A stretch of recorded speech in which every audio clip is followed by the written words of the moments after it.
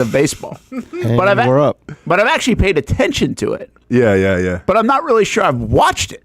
Yeah. Which is weird. Yeah. Right? Like, it's just not in my daily routine. Like, Ty will have the Rays on. Mm-hmm. I don't watch the Red Sox. Like, I don't. Sure. Like, I don't lock in. Yeah, I mean, you're a busy man. Not lying. I don't go find the Red Sox. Yeah. I do flip on in the office. Like, if there's really nothing on a lot of times. Yeah. So I'll flip on Major League Baseball Network, and usually they'll have a game or they'll peek into some games. Yeah. But that's really my extent of it, which is wild. But it's... maybe I would enjoy watching the Brewers. Like, I'll watch the postseason. Like, when we get to the postseason, I'll watch it, and I don't think I'll have too much familiarity with what a team looks like, other than I know I'm following the standings and some stats and other things that are going on in the game this year. So it's a weird view to do that. But my guess is that's how the view is for a lot of people because they're gambling on it or fantasy football. They don't actually watch all the games. Basically, you just need to see the stats and how things come out. But Brent, I feel like I'm kind of like one of those like used car salesmen right now. But like Brent, dude, I'll tell you right now, man, I have a vehicle for you. I mean, if you like bunts, you got bunts. If you like singles after singles after, you can fit so many singles in this beautiful boy right here, and that's the Milwaukee Brewers. You know what I'm saying? I like that team. Hey, let's be honest, man. Like, if you want that flashy Lamborghini, go down the street with the home runs and everything, you know, and all the doubles and triples. But, Brent, I have a dependable, if you want to watch a team that leads the league in infield singles, that leads the league, I believe, in bunts, and that also is like second or third in stolen bases. So many stolen bases in this bad boy, Brent. We can fit, and I tapped the hood. We can fit so many stolen bases in this hood right now, Brent. This is the car for you. I appreciate it. And then there's Hamby's team. well, yeah, and then there's Hamby's team taking over the title of the show. Hey. Acuna hurt again. That's one of the titles? Oh, yeah, because everyone was begging for that story. People were coming to the Brent and Austen show, man. I got to hear what Austen got to say about Acuna. He was taking your advice. He was going with the trendy topic. Is it, though? Well, I think it was a trending topic. I didn't even know he was hurt. Yeah, he's probably done. For life? Here's my For life, not life. Well, then it happens. It's baseball. Here's my what's happening topics right now on Twitter. What do you got? Nationals at Astros starts at 2:10. Brent, you got to get some better trending topics. Locklear. You know what that is? Heather Locklear? I'm wondering if it is. That's the only Locklear that I know. The Cubs, Tsunami, and Happy Hump. Brent, all right, this is the segment of the show where I teach Brent how to use Twitter, I guess. No, Brent, go into the sports tabs. Go into the sports tabs. No, and then use the trend. Do you though? No, I can get it. I'm just saying that's the one that's up on my screen right now. Gotcha. Happy Hump. Gotcha. Yeah. And Tsunami. I gotcha. There are sports. The Cubs are on there too. Yeah, well, I mean, Cubs. We got Mariah May, which is crazy because she's a wrestler. Brewers are you like to see it, Brent. Brewers are trending? You like to see it? No Acuna? Achilles is trending. That's Acuna. Oh, there we go. Oh, hey. I mean, listen, that sucks. Did he hurt his Achilles again? Did he tear it? No, not necessarily. Okay, so it's okay. So it's okay to make fun of a little bit? I love it. It could be torn. I don't know. He hasn't had his MRIs yet. It says something, though, like, when you get hurt and your injury is more trending than you actually are. You know what I'm saying? Yeah, that is weird. That's weird. Well, they had an opportunity to not even play him in the game. He went apparently and talked to the coaching staff before the game and said, hey, this is the thing. And then they played him anyway. And because he wanted to play. Oh, never mind, man. They're talking about Martin Emerson Jr., cornerback for the Browns. Just got announced an hour ago. They tore his Achilles. Sorry, Acuna. Down the list you go for trending. We're going to lose 100 games. There are things on. We're going to lose a freaking 100 games. Can I say one thing quick, Brent? Yeah, you can. I want to bask in this. Hammy, do you remember? Because I think we talked about this. Do you remember the rant that you went on when we had our predictions? America's team. How the Atlanta Braves were going to become America's team because they're going to take on the Dodgers in the World Series, and everybody was going to be cheering for the Atlanta Braves. You remember how that conversation went? Yeah, I know exactly. Do you think maybe you cursed the team a little bit, calling them America's team because this is more like Dallas Cowboys behavior? This ain't no daggum Dallas Cowboys. Yeah, I mean, it's a freaking joke. We're so freaking bad. I can't even say anything. Yeah. You're the biggest disappointment in the Major League Baseball, aren't you? Oh, yeah. Yeah, we are that bad. Hey, man, we're trotting out Eric Fetty and Carlos Carrasco. Who's that? I know Carrasco. Who's Fetty? Honestly, I just want to see him get a win one time in the show, man. Like the Georgia Bulldogs didn't win it.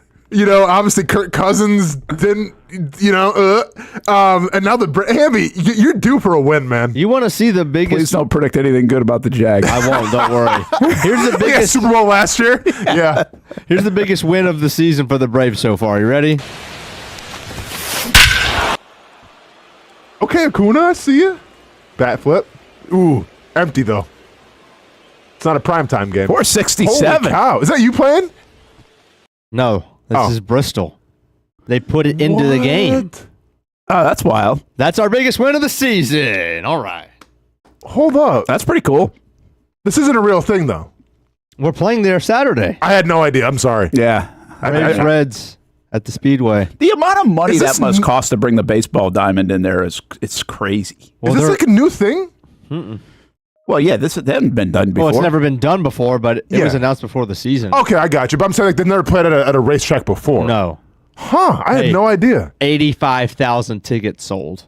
Yeah, Sure. it's cool. Yeah. That's a cool event. Yeah, it's just like the NHL does for like the stadium But series. it's mostly... I would get a tour before I go.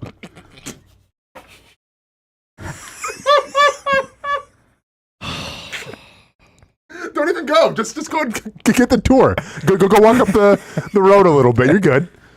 No, Brent, you'd go for the Jake Owen pregame concert. I would go and for then that. leave. Jake Owen, You would. No, yeah. Is that Barefoot Blue Jean Night? Yeah, very good. Yeah, baby. Barefoot Blue Jean Night, good song. It's the only one I know. Yeah, probably. Yeah. Yeah. You know that's a Jack good and one. I'm not sure he hadn't had a biggest hit since Jack then. and Diane? Yeah. That's nah, man. That's a little ditty about Jack and Diane. Yeah, he remade it. Yeah. Yeah, then I'm not gonna know I'm because not a big fan. Well, he kind of remade it. I'm not a big fan of those. Do the remix? Yeah. No, yeah. I will say this though. Or even like some of the people that I like, they'll put like they got Heads Carolina, that one. Oh, Tails, California? Yeah, but somewhere like, warm or something. Yeah. so they play off the old song. Like I don't know. They don't sit well with me. So I'm gonna give one person credit for that because I agree with you.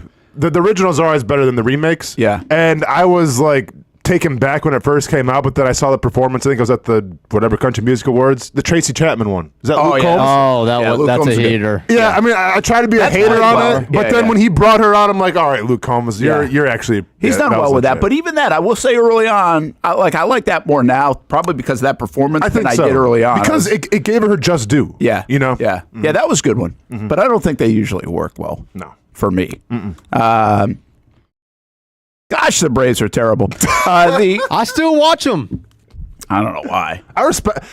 I do respect that though, Hamby. I'm not dialing in for Going down all with the ship. but Is there a team, like, you can't pick your team that you would watch right now, obviously, that you would like to, like, hey, I'm going to sign on with this team because they're fun to watch. Come on over here, Hamby. Are the Brewers that? Come on over here, Hamby. Are the Blue Jays that? The Blue Jays might be Because the Blue Jays you don't have any feelings about, right? Like, you don't hate the Blue. Like, even I don't really, as a Red Sox fan. They're in the East, but you don't really care about the Blue Jays one way or another.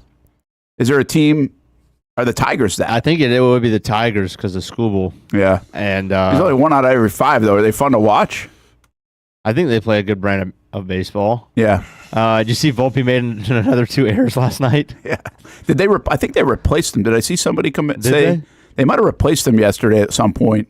I mean, I think I could go out there and make 15 errors and hit 210. You couldn't make 50. You would make more than 15 errors. Dude's just so delusional right now with the Braves, man. Yeah. Yeah. There was apparently, like, I saw a post. With the dude with the one arm? One arm. He said in 1945 or something, there was a player with one arm, and he hit 215 and had 15 errors. Volpe is hitting 216 and has 16 errors. That's a true story. This guy with one arm. I guess. I don't know. Did he batted too? I think so. That's what this tweet said. I don't know how true it was, but that's what the kind of hate Volpe's getting right now. Yeah. I got it. By the way, they've given him a lot of runway too to get it right. It came with such high expectation. Yeah, like the Jeter replacement. Let me ask you this: in terms of fan bases of professional sports, in terms of like the big top dollar contracts, which sport has the biggest leash in terms of like the fans being okay with it? So, for instance, right, like you pay Trevor Lawrence top whatever it was at them top three money. That came with expectations, right? You pay a major leaguer top money, that comes with expectations. You give an NBA player a max deal, that comes with expectations. Which fan base gives them the biggest amount of leash where it's like, okay, well, you have to earn your money. This is a dumb deal. If you get the question? No, I totally get it. Okay. I think it's a good one. Well,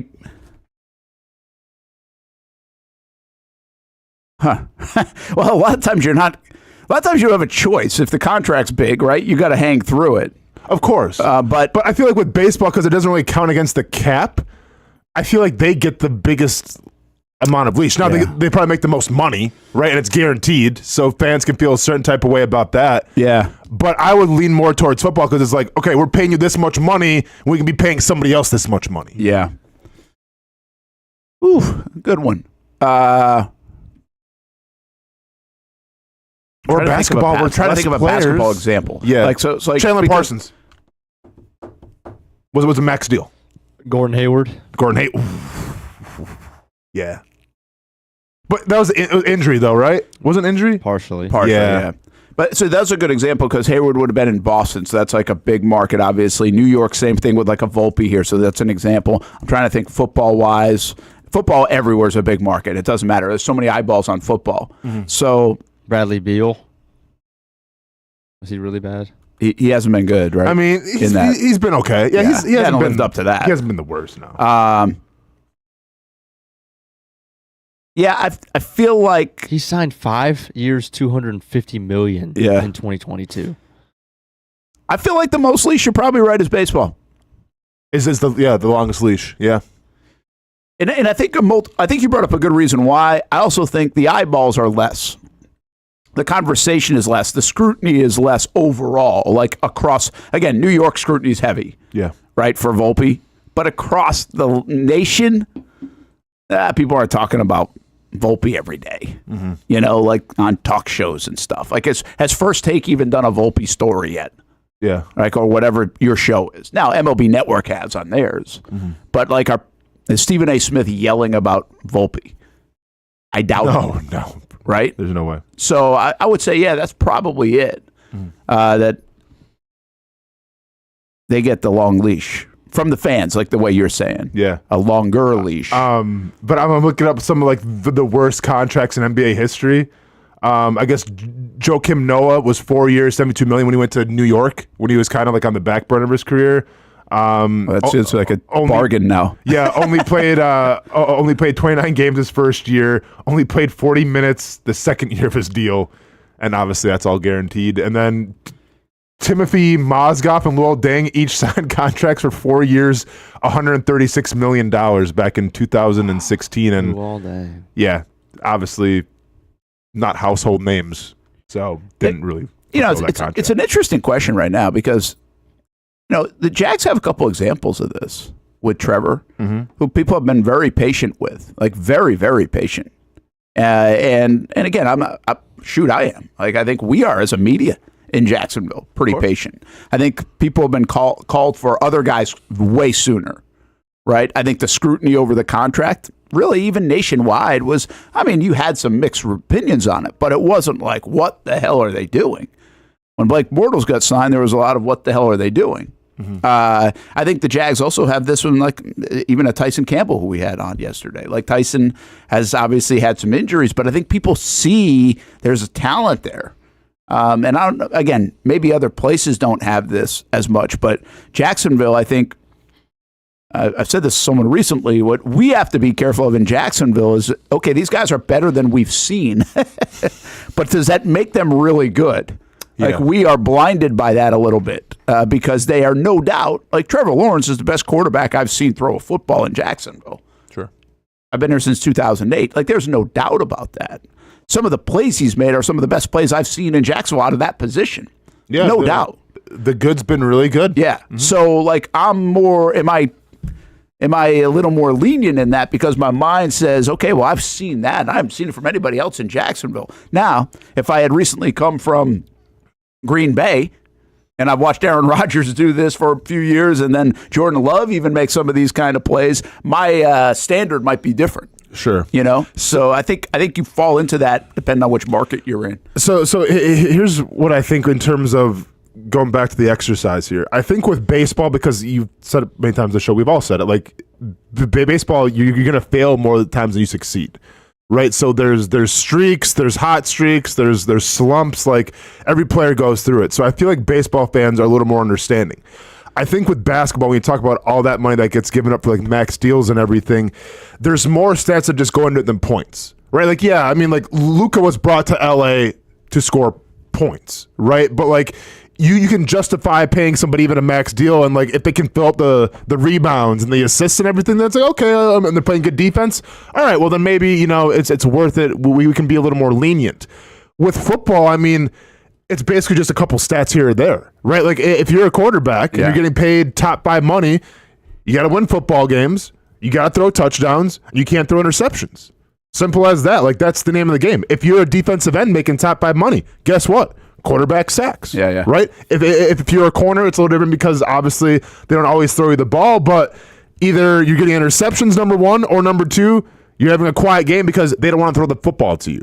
So you don't get the benefit of like a basketball where it's like I can get steals and blocks. No, it's like you have one job to do, and that stat that's associated with that position is tied to that money. Yeah, and a lot of folks in the chat talking about the length of seasons here that factors in. Football's only 17 games. You only have that sample size, and you can lose your patience quick. 162-game season in baseball, and the sport in itself is a failure sport. Like we don't look at basketball or football as a failure sport. Like you're supposed to be, in a sense, basketball is a failure sport because you actually miss more shots than you make. Yeah. For the most part, but nobody talks about it like that, right? Free throws, you should be making them. Like there are those kind of things. You should throw 65, 70% now as a quarterback. Mm-hmm. You shouldn't throw 45%. You should throw more touchdowns than picks. In baseball nowadays, you can have more strikeouts than walks by a landslide. Yeah. And that's not a problem. Yeah. So it's an interesting. I think there are some interesting elements here that kind of drive our psyche on this one. Yeah. I got one more max contract for you that is just crazy. A player by the name of Nicholas Batum. Ever heard of him? Batum. Oh. Nick Batum? Nicholas Batum. Is it Batum? Yeah, small forward, Trailblazers, bald head, 6'9". Played for the Hornets. Yes, Hornets too. Okay, Hornets. Did not have that Batum. On the bingo card of Hamby getting. Batum. Nailed it. So corner 3. Yeah, so 5 years. And he doesn't want to talk basketball. That's what I'm saying. Isn't that crazy? How did he come up with that? I have no idea. Who did he go to school? I don't know, but he was much older, so he would have been out of college. Wasn't even alive yet and he knows. Okay. He must be a heavy gambler. I've never bet on basketball in my life, but if smart, Hamby. Everyone's throwing those games. 2K10 through 2K14. Now we're back. Now we're back. So, all those guys. 5 years, $120 million, Brent. Average 12 points and 5 rebounds a game. It's amazing money in NBA, man. Great. What year was 12 that? Point. This would have been. Doesn't say the year, but I think it was somewhat recently. Yeah.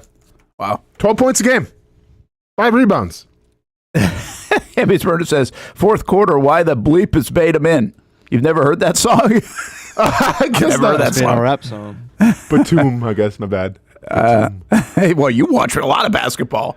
Yeah, but hey, I don't know a guy that's scoring 12 points a game. Like I know. Well, there's a million of those in the NBA. Yeah. That's the thing, and they get paid $120 million. So it's that would have been back in 2015 when he got that contract. For which team? The Hornets. Okay, that was with the Hornets. Which makes a lot of sense why they haven't really been relevant, I feel like, in a while. Him and Kemba Walker. I'll tell you what, the Hornets are a team like, you're like, are they still the Hornets or did they? Yeah, they're the Hornets, they're the Bobcats. Yeah, is MJ still there? What are we doing, like, with them? You do kind of ask all those questions about some franchises. They're really the forgotten team, honestly. They really are. They're one of those irrelevant. With rich history. There's history there. Oh, yeah, there's some cool stuff with them, too, over the years, right? Yeah.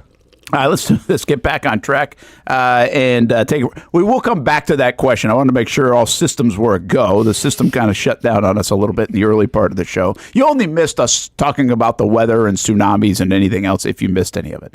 But we're going to get back to this question, and Austen gave one answer already. My thought is, week of camp is done. what are your headlines coming out of it? From what we know, we've been there a little bit. I'm not sure if everybody else has, but also what you've seen, what you've read, what you've heard from people. Just a couple of thoughts, good or bad, as we sit here a week into camp, which again will also say it doesn't always translate to the regular season. Brent and Austen Show, Action Sports Shacks 24/7 Network on a Wednesday. Hey, don't forget Storytellers of the 904. I'm going to have to give you a new full screen. It did start on July 14th, but it's now all on actionsportshacks.com. And it's also on YouTube, and it's also on podcast. We're getting a lot of good reviews on this show, and we like that, but I think you'll enjoy it. It's really all about the guests, and we had some good guests, and we'll continue to do that, I think, throughout the remainder of the year and hopefully for a long, long time to come. Check out Storytellers of the 904. When it's time to get a new car for anyone in your family, just remember, nobody but Nimnick, the #1 Buick GMC dealer in Jacksonville. Get the latest price breaks on 2023 and 2024 models or the newest 2025 vehicles in the showroom on Phillips Highway, or shop online at nimnickbuickgmc.com 24 hours a day. GMC Sierras, Yukons, and the redesigned Acadias, or get the all-new redesigned line with Buicks. It's nobody but Nimnick, and part of the reason why is this is a first-class buying experience here at Nimnick Buick GMC. You're not just a customer, you're a friend. This is about getting a vehicle that best fits you and getting you on the road, and also helping you and your family down the road. Nimnick has a treating you right guarantee, courtesy, respect, fairness. The most Buicks, GMCs, and Jacksonville's only Car Bravo dealer, nobody but Nimnick. Who has put in the most years and stands behind a better experience? Nobody but Nimnick GMC. We are professional grade. If you look good, you feel good, and the medical professionals here at Ponte Vedra Vein and Aesthetics are here to make you feel your best. I'm on camera every week, and I have a confession to make. I'm not always confident in my appearance. Can you see my dark circles? Is my makeup highlighting my fine lines instead of covering them up? I question it all. So when I found out about the wide variety of procedures here at Ponte Vedra Vein and Aesthetics, I knew help was just one appointment away. Medical Director Dr. Megan Deacon Casey and her board-certified physicians have been using the latest in cutting-edge technology for the last 10 years, giving men and women their personal confidence boost. From Botox, fillers, Morpheus 8, and so much more. The hardest part was figuring out what I needed. Thankfully, the medical team walked me through what would work best for me through a free consultation. Come look and feel your best with the team here at Ponte Vedra Vein and Aesthetics. Visit them at one of their 2 locations, either over in Ponte Vedra or on the south side. I've been telling you about CGC Water Treatment and Plumbing for a long time now. Their drinking water systems remove up to 99% of contaminants. We've had a Connecticut water softener and drinking water system in our home for more than 7 years. You can see the difference whether you're washing clothes, the dishes, or what I like to do most, fill this up for some coffee every morning, and mostly all day. Remember, if you're not filtering your water, you are the filter. Don't be the filter. Right now, you can get a free Connecticut reverse osmosis system with a purchase of a Connecticut Premier Softener. The experts at CGC Water Treatment and Plumbing will test your water for free and determine your water score. Don't know your water score? CGC will find out and recommend the appropriate Connecticut water treatment solutions so you can improve it. Call 904-552-1242 or visit cgcwater.com. Ask about our 90-day love it or leave it guarantee. CGC Water Treatment and Plumbing, an authorized independent Connecticut dealer. Florida license number CFC 1432579.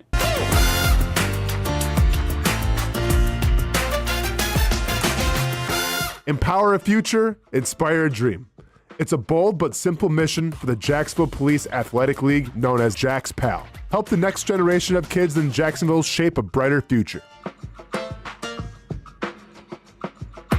Their after-school programs, teenage leadership programs. There's community outreach. This has been just an awesome opportunity to be out here with my colleagues and do something good for the community. It's really been an interesting opportunity to just see everybody work together in a way that we don't normally in the office. And there's sports.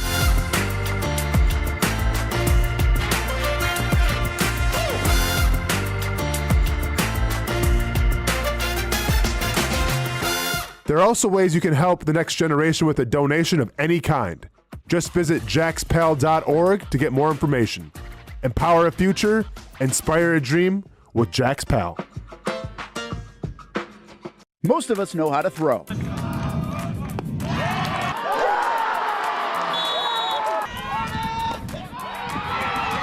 But you need to know what to throw. I'm not talking about footballs, baseballs, softballs. We're talking about those items you need to recycle. Republic Services explains it easy. Recycling simplified. 1. Know what to throw. When in doubt, throw it out. 2. Empty, clean, and dry those materials. It takes an extra minute, but it makes a big difference. And 3. Don't bag it. This makes the recycling process faster and more efficient. This is a look at the Republic Services North Florida Recycling Center. You can make this process even more efficient. By utilizing those 3 steps, Republic Services can help you become a better recycler in your home. Learn more at recyclingsimplified.com. Welcome back to the Brent and Austen Show, streaming on the Action Sports Jax 24/7 network. Where's your guy?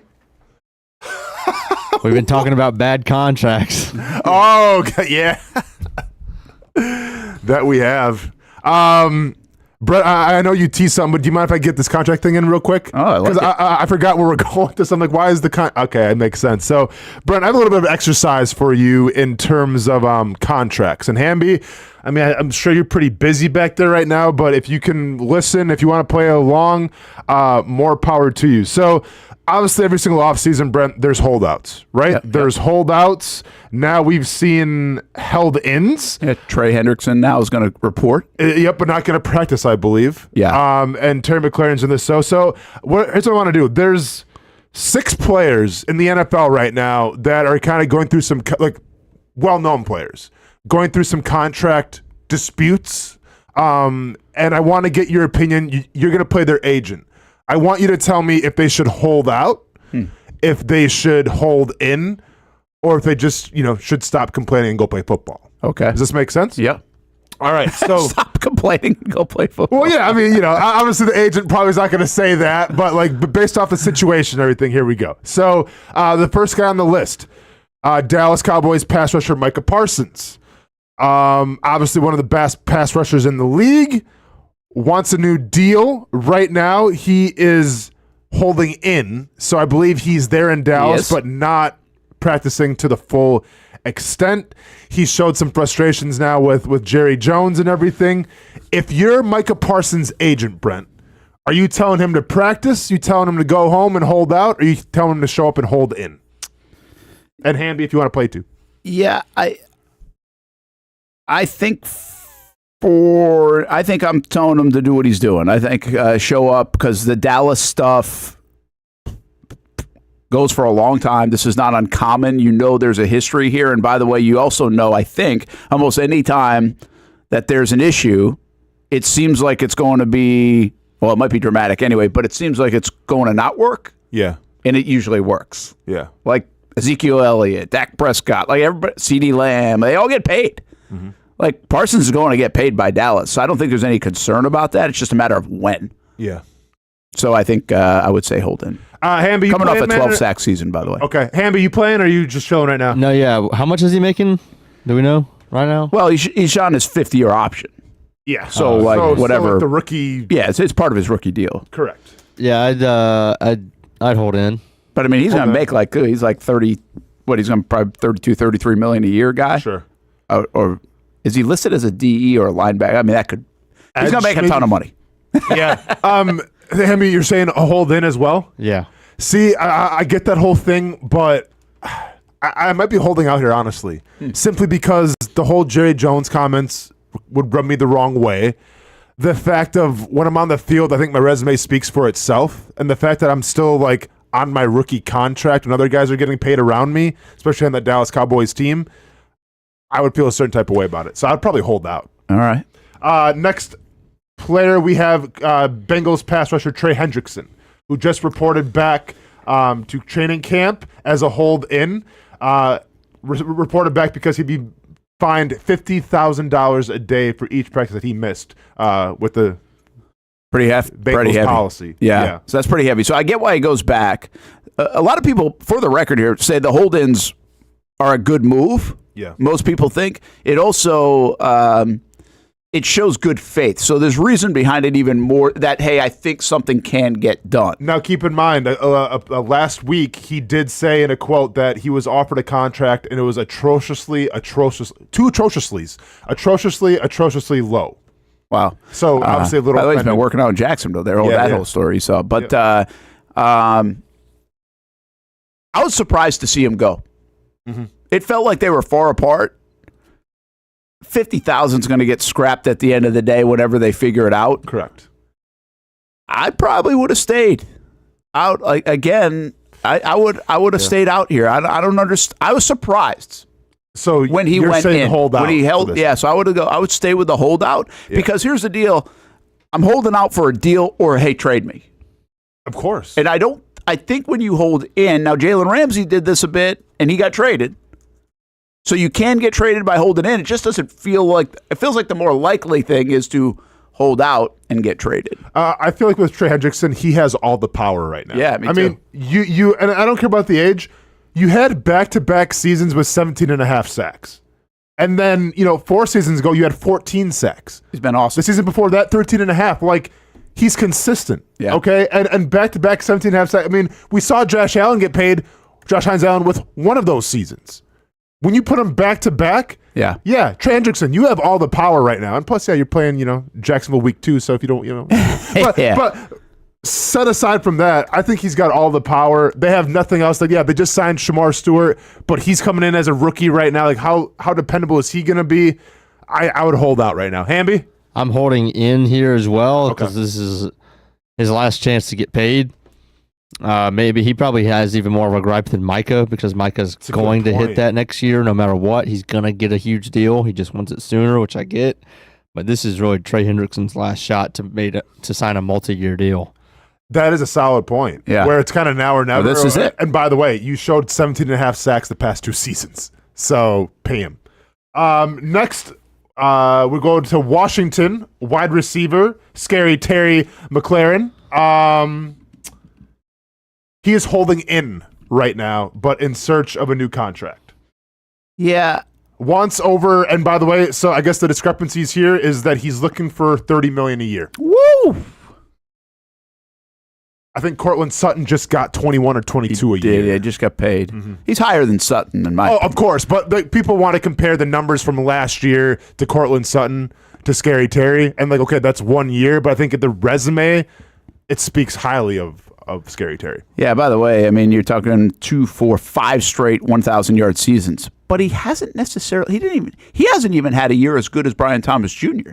True. Had last year. But who's throwing the football, though, too, bro? Well, that's fair. Yeah. Fair. Well, I guess he had Mac Jones, though. I'm talking numbers-wise, by the way. Yeah. Though he did have 13 touchdowns last year, so I guess I should take that back. But he hasn't had 1,250 yards or something like that. He hasn't had the Jamar Chase season, the Justin Jefferson season. When you're getting when you said $30 million, I'm like, I think there's an echelon of receiver, and I'm not sure he's in that one. He's not in Jefferson and Chase to me. Yeah. He's not in Tyreek Hill. There's separation there. Now, do the dollars separate? Maybe they don't. We know that with quarterbacks and other positions. Maybe they don't. But I'm trying to see McLaurin's very good. Right now to see where he would fit. Okay, so this is a stop complaining and go play. Really? Well, I don't know if it's stop complaining and go play, but I do like that he's in there playing. He signed a 3-year, $70 million deal. It's a couple years ago. But it's up. He has, right? he's got one. Is this his last year on his contract? Yeah, it's got to be. Okay, yeah. So this isn't like a DeAndre Hopkins situation where you had a great year, so you have 3 years left in your contract, but you still want out. He's got 1 year left, and usually the way it goes, if you have 1 year left, you're playing at a high level, you're a leader in that locker room, you get reimbursed for that. Now, is he asking too much money? I mean, I think so. Yeah, but then you see Amon-Ra St. Brown's getting $30 million a year. Brandon Ayuk's getting $30 million a year. I know that throws it off. Yeah. I mean, you have to go with the. So he's 29 years old. He is. Receivers. Listen, you're asking me what I would do if I was McLaurin's agent. I think he's doing the right thing. I think he's staying in. Staying in. If I was the Commanders, I'd really be thinking about this because he's going to be, by the time his deal runs out, he'll be 30 years old next season. Sure.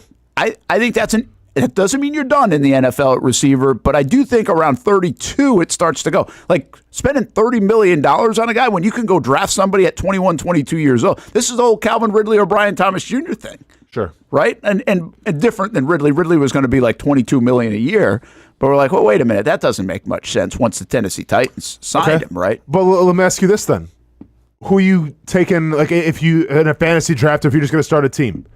You taking DK Metcalf? You taking Scary Terry? I'm taking McLaurin. I think Metcalf's overrated. I am too. DK's making $33 million a year. Yeah. $33 million a year. But how old's Metcalf now? I'd say he's like 26 or 27. He's probably 27. Younger. But those couple of years matter to me. Again, I think this is twofold. I don't mind what McLaurin's doing. I also don't think he's had the year like even like a Josh Hines Allen or anything else. Like he hasn't had the year that's like, holy cow. But do you think he has more power? He had 13 touchdowns last year, though, so I guess that's pretty good. But he hasn't had 1,700 yards in 13 touchdowns. But do you think he also has an advantage too? Because all right, you saw what Jane Daniels was able to do his rookie year. Yeah. So if he's sitting in or whatever, sitting out, is that going to delay the progress now of Jane Daniels? Yeah, I think that's why. Also, I think again, I'd go in. Like, I think he's doing the right thing. Yep. I think that's also, in hindsight, going back to Hendrickson, I think that's a little bit of why they go in right now, because they don't have, like you say, they have a lot of the leverage. I don't think you said they have all the leverage. I don't think they have all the leverage. And the reason they don't have all the leverage is because of the age. Yeah. So, like, if you're a 26-year-old, like, Parsons has all the leverage. So, like, if Parsons wanted to sit out, go nuts. Sure. Because he's got all the leverage. These guys don't have as much leverage as Parsons, in my opinion, because of their age. Okay. Because if you're the organization, you're thinking about it. You're really like, okay, is this the right business move? Maybe. He's done great stuff for us. We love him. But we really think, like, we got about a year and a half left in him. Sure. Is that a smart business move? Well, like, would the New England Patriots in their heyday do this? No, they would say, see you later. I think the Baltimore Ravens, to some degree, would say, okay, time to go. We're going to get younger here. So the good organizations would do that. Now, would they get it to this point? Probably not either. And listen, I understand that age is a key factor here, but also I think there's something to be said for a team that you came up with, right? When you've been the best player on said team for so long, and then you're asking for a new contract and you're not getting reimbursed for, like, I think that's something to be said for that. Yeah, look at Saquon, and I get it. Saquon was more. It's not an age thing. It's an injury thing. Yeah, it was. Yeah. Saquon Barkley was the best player on the Giants every single year he was on that team. They let him go. Now what are they doing? Yeah. Scratch out the surface, try to find someone to replace him. Well, good luck with that. Meanwhile, you got Saquon Barkley winning championships. So I understand the whole age thing, but I think there is some loyalty base there. If your guy came up through that system, he's been nothing but loyal, he's been nothing but productive, and now you're finally starting to get some shine with a great quarterback. I'm not saying pay him, CD Lamb $34 million money, but like, and maybe the 30s, right? I think you can justify Brandon Ayuk $30 million. I don't know. What do you do then? You do like a 3-year, $90 million deal? No, he did 3 years 70. Now it's 3 years 90. Well, of course, you could probably front load everything too, right? Yeah, you give him a big signing bonus. By the way, 3 years, $90 million. It might be a lot of money, but it doesn't hold you up for 5 years. Yeah. Right. Yep. So we got two more players here. James Cook of the Buffalo Bills. James Cook has said, "I deserve what I want." He wants $15 million a year per his social media. Now, I believe he is practicing. Yes, but if you're James Cook's agent, are you practicing right now? Are you holding in? Are you holding out? And by the way, my bad. Scary Terry, you're saying, Hamby, that he should practice right now? Yep. Okay.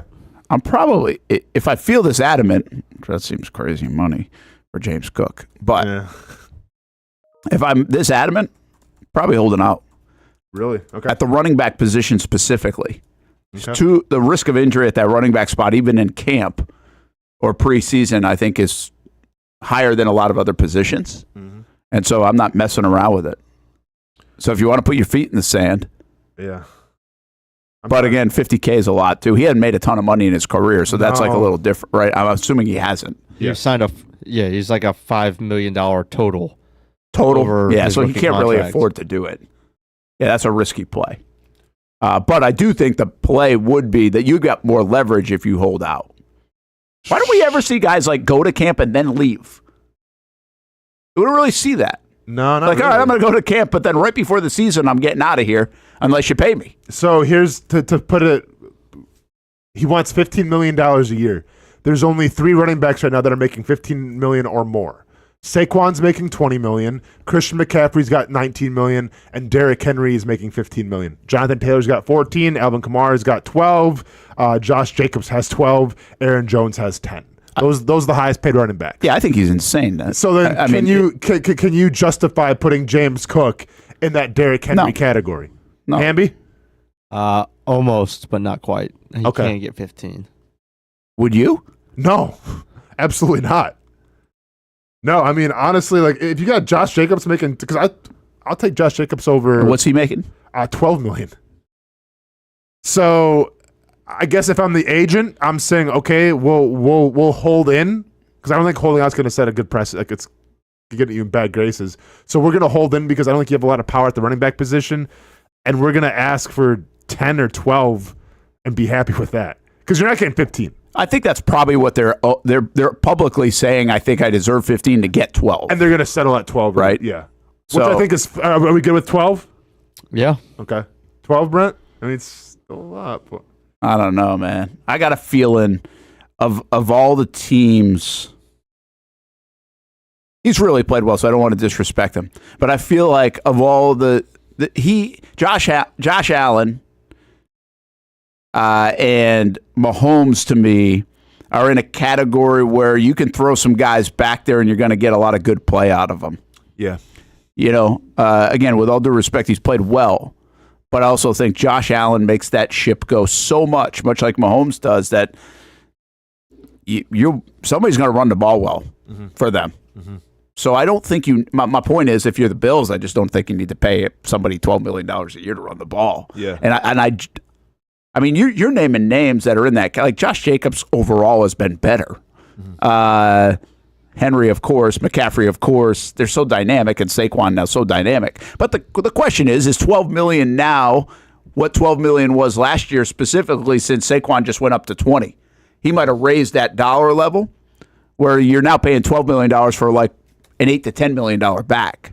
Yeah, because I would view him as more of an $8 to $10 million back, James Cook. Of course, and with all due respect to James Cook, like, is he really that dynamic of a playmaker, or is it more of just being in that system? Fair enough. That's what I'm saying. You know, like, yeah. Can you just go pick somebody else from the third round of the draft, slot him in there, and can he have James Cook type numbers or close to it? So who's the last one?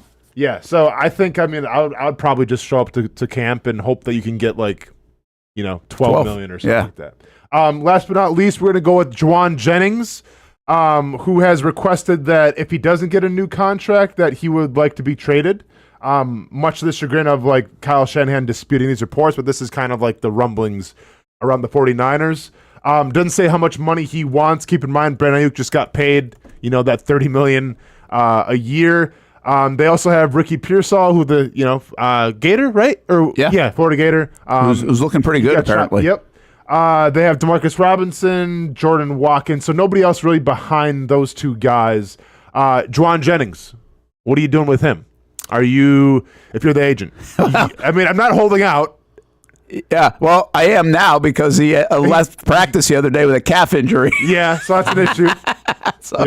All right, sit down. At least with that calf injury, I'm sitting out as long as possible now. True. But yeah, I think you would have went in there and worked on the deal. Okay.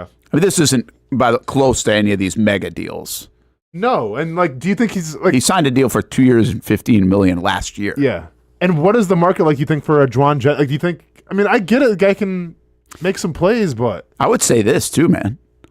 With the Ayuk and Deebo Samuel stuff, Deebo Samuel and Ayuk, have they proven that buyer beware on a big contract for a San Fran receiver? Not a bad call. I mean, we haven't seen anything from Deebo yet, right? Because he's in Washington now. Yeah. But he was hurt last year. Yeah, like he obviously was. Everybody was talking about him. Yeah, go get big deal. Ayuk, same thing, right? Got the big deal, got hurt. Mm-hmm. There was all this move about trading, but nobody right now would say, "Hey, $30 million for Ayuk is." Oh yeah, that was a good move. True. So, and Jauan Jennings isn't going to ask for that, of course, but I think you stay in there. I think you go play ball and now again, I was just kidding about the calf injury. Now you got to get healthy if you want to deal this year. That thing's going to run out. And you know what? if he goes and plays ball in this offense, if San Fran, I think they're an all-or-nothing team. If they go play really well, it might be better for him to wait, have a good season, and then get really paid at the end being a free agent. Yeah, I mean, I get what he's trying to do here, though, Brent, because he had by far his best season last year, but surprise, like everybody was down and hurt. But he only had 975 yards receiving and 6 touchdowns, but that was like the best season that he had. Yeah. So, like, I get what he's trying to do. He's trying to parlay that last season into something, because who's to say this year does Pearsall take some of those reps away?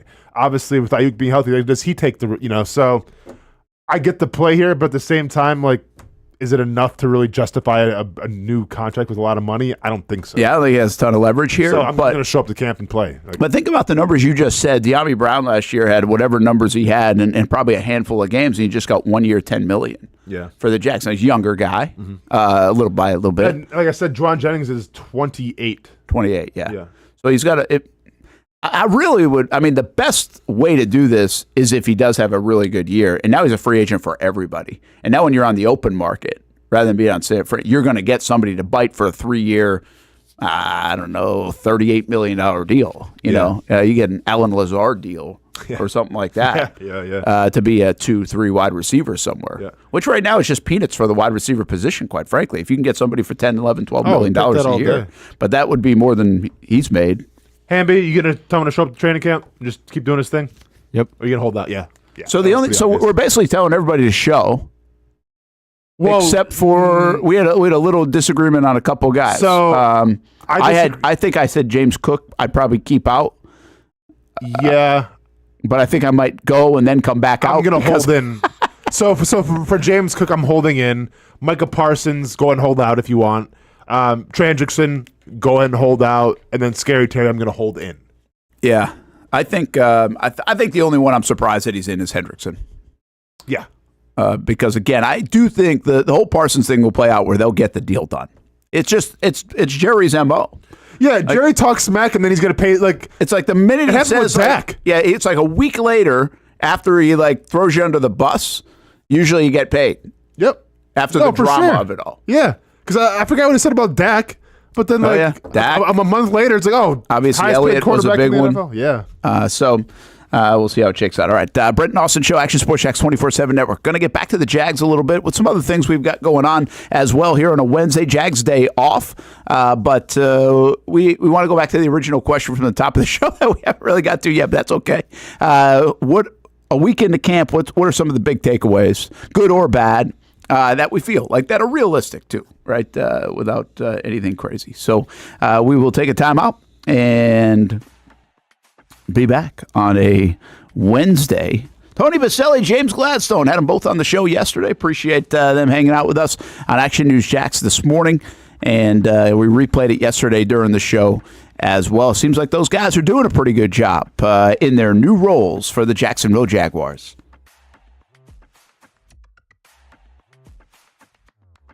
If you don't see a pit, it ain't legit. When you hear that, you think Bono's Pit Barbecue, a staple in Northeast Florida now for 75 years. A place that feels like home with friendly service, a meeting place for friends, family, or business occasions.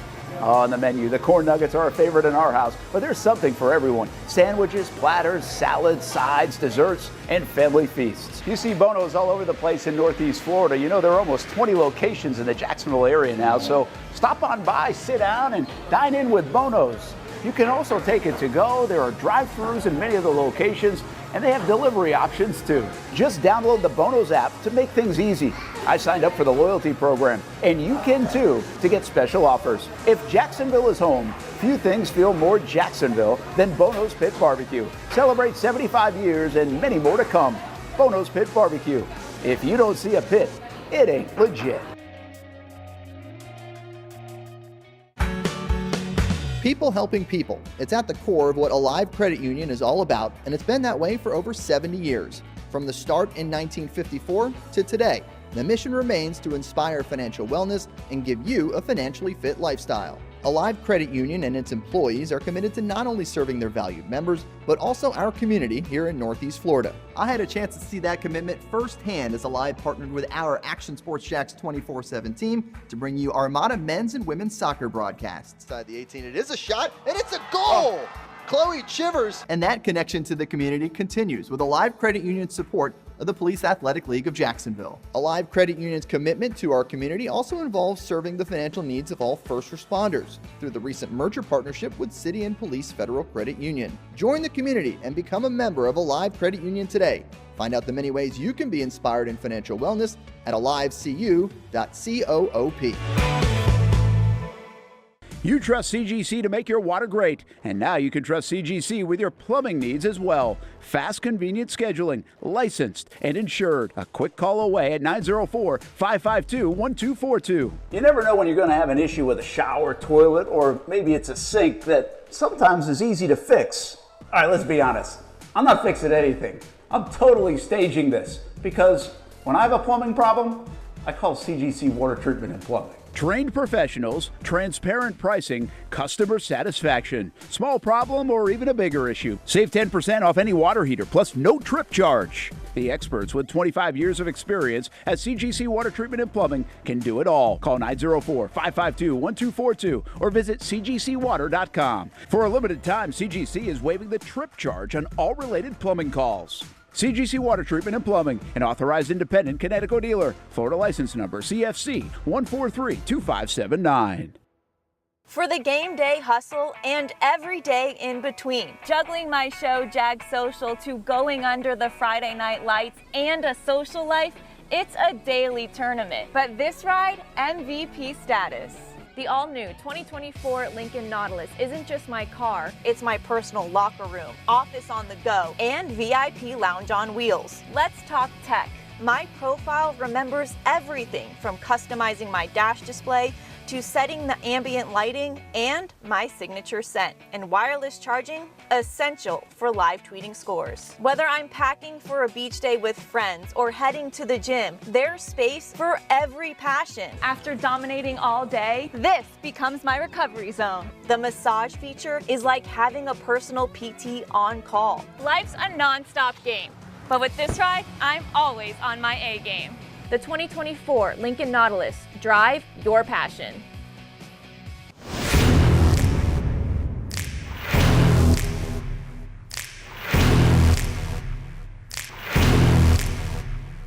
Grab some friends and go to a restaurant or head out for a drink and some conversation. Watch your favorite team play on the big screen.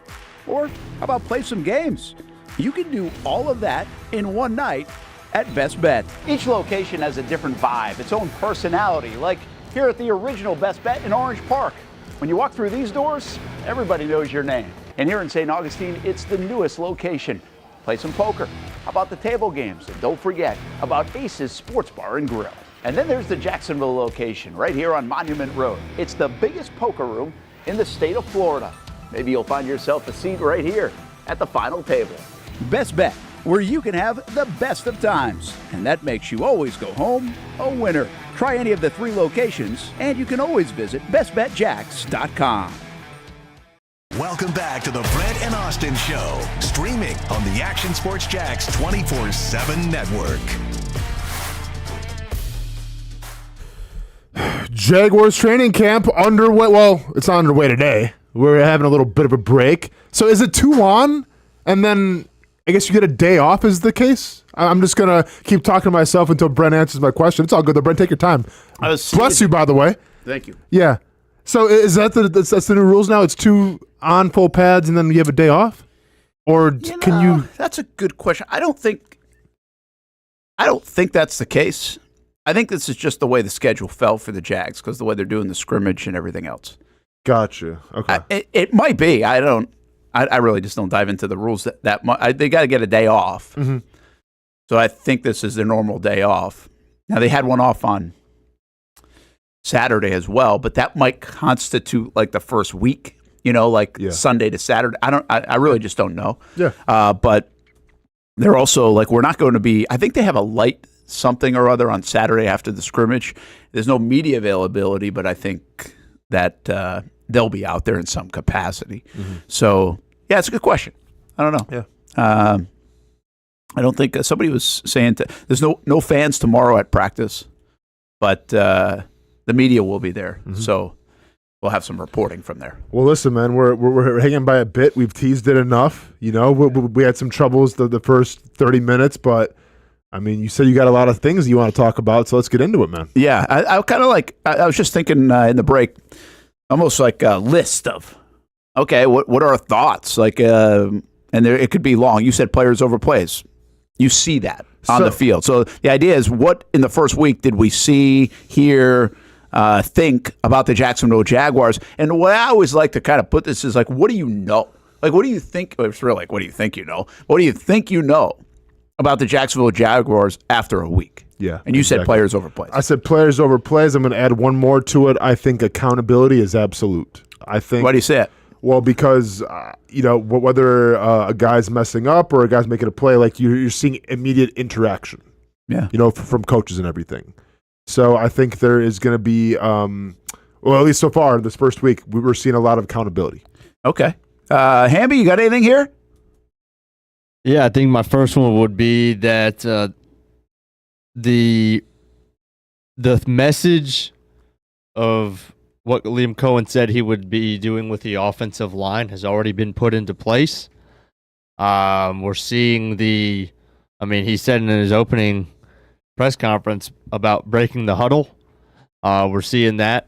We're seeing a new level of intensity, I think, from a lot of these guys. We're seeing new consistency from Anton Harrison in a way that we didn't perhaps last year. And the second thing I'd say that we know is just we know more about the adjustments that he's made to Trevor Lawrence. We know he was going to make adjustments, but everything from the right leg to the left leg, the footwork, the using the eyes as weapons, that they are tangible things that when Doug was the head coach, we weren't privy to what the actual adjustments were. It was kind of, general about, being better and being more on time and reading concepts better. But we have tangible adjustments, physical adjustments that have been made that we know that we can kind of look for and kind of compare, at least in the first couple weeks of the season, just from a level of comfortability. Does he look more comfortable? Does he look more at ease? Does he look like the ball's coming out a little easier, more on time, things like that, whereas we wouldn't have had that in the past? Yeah, I don't. And I think we're going to get into Trevor here in a little bit on this kind of same storyline. Is I don't know if I have this huge, like you acknowledge, there were some changes going on and everything else. I think we know that he's a pretty smart guy, right? To be able to get this offense, I think they're pretty excited about that. The reviews about that are good. I don't think that's just like talk on the microphone. Sure. I think that's like real. I think, hey, they're pretty impressed with what he's been able to do. I don't think you have everybody say that in the organization if that isn't true. But outside of that, from a play standpoint, I don't know how that's translated. Like, he's not like, oh, wow, what a camp for Trevor. And also, that could be a good thing that it's not like that. Because I think you probably just want a steady camp, and then go play, oh, wow, on Sundays. I'd prefer it that way. So anyway, I have a thought about that with Travis Hunter, though. And it's not been an oh, wow camp for Travis Hunter, I don't think. All eyes are on him this camp. But I think we've seen sample size, and I think that's a very good indication that, hey, the player that they wanted to get, they think they have. I don't know how good he's going to be this year, but I think I know he's good. I feel good about knowing that he's good. Sure. I feel good about knowing that they're going to have a little dilemma on their hands taking him off the field. Sure. They can figure that out, but I like that. And when you go make an investment like you made with that player, to me, what he's done on the field so far reciprocates their investment, again, in a week. Okay? But I like that. And I think I know he's pretty good. I just don't know how good. But I think I know he's pretty good. And that's kind of comforting when you go make an investment like they just did. Yeah. And I wouldn't say mortgage the future, but definitely do some things that few teams would do in that situation. And listen, here's the thing about Travis Hunter, because we're all excited, as we should be. But like, wasn't this the plan? Like, I mean, I'm being okay. It's gonna sound crazy. I'm almost surprised of how surprised we are of Travis Hunter, because the guy was taken number 2 overall. You traded away some draft capital. Now I get it. We're surprised because we've never seen a player like this before. But like, if you pick a wide receiver at number 2, if you pick a cornerback at number 2, odds are in training camp they're supposed to be good. Like, they're supposed to be. I would argue that, though. The quarterback you never know is good in the first week of camp. But I didn't say quarterback. I said, like, I'm saying, like, skill position. I'm saying, like, wide receivers, running Brian Thomas Jr. didn't know he was now wasn't. But he wasn't number 2 overall. I mean, Brent, like, we're talking about number 2 overall. Yeah. And you traded up to get him. I mean, I'm trying to think of somebody. Okay, Jalen, offensive lineman's kind of whatever. You kind of knew. Yeah. I don't know if I had any kind of thought like that of Josh Hines Allen at number 7. Trayvon Walker, did we know 2 years ago? Like, oh, dude, this guy's going to be. Definitely not. Well, because a lot of people wanted Hutchinson. But, yeah, I get what you're saying there. But I don't know. You're right. He should jump out. I'm saying at the wide receiver position or a corner or even a running backs don't go number 2 usually overall. But like, no, but Saquon Barkley, did he jump? Like, did Leonard Fournette the first week of camp? I'm not sure. Yeah. But he turned out like he was good, but not great. Yeah. I get what you're saying. You know what I'm saying? Like, so you're saying he should look the part. Yeah. And like, once again, it's refreshing because we haven't really seen a guy like this. So I get our enthusiasm. But like, also, I keep it in perspective of like, well, yeah, you traded a first round pick and some other capital for him, and he's the number 2 pick overall. Like, this is what number 2 pick's supposed to look like. Now, if he's dominant on offense and defense, then yeah, like that's the difference right there. But yeah, he's a 2 pick overall, like, of course. Yeah. Okay, but it could not look good. He's getting burned. He's getting shut down. Like, it could not good. You know, like, it's the affirmation to see that he is good is still important. Of course. Like, I wasn't thinking this Wednesday, Thursday, Friday. Of course, the Pats go on Monday. Saturday, there was no practice. It was really the practice Sunday that opened my eyes a little bit to get me to this point. Like, hey, okay. Sure. That's what they signed up. Like, you're going to go make plays on the. You made 3 plays Sunday that were like, okay, good plays on the ball defensively. And then again, yesterday had a nice practice where he was making some plays. And we still haven't, by the way, we haven't seen the Travis Hunter play yet. Yeah. Like, we haven't seen anything like that. Like, where it's like, boom, you know, like something highlight crazy. I think we will.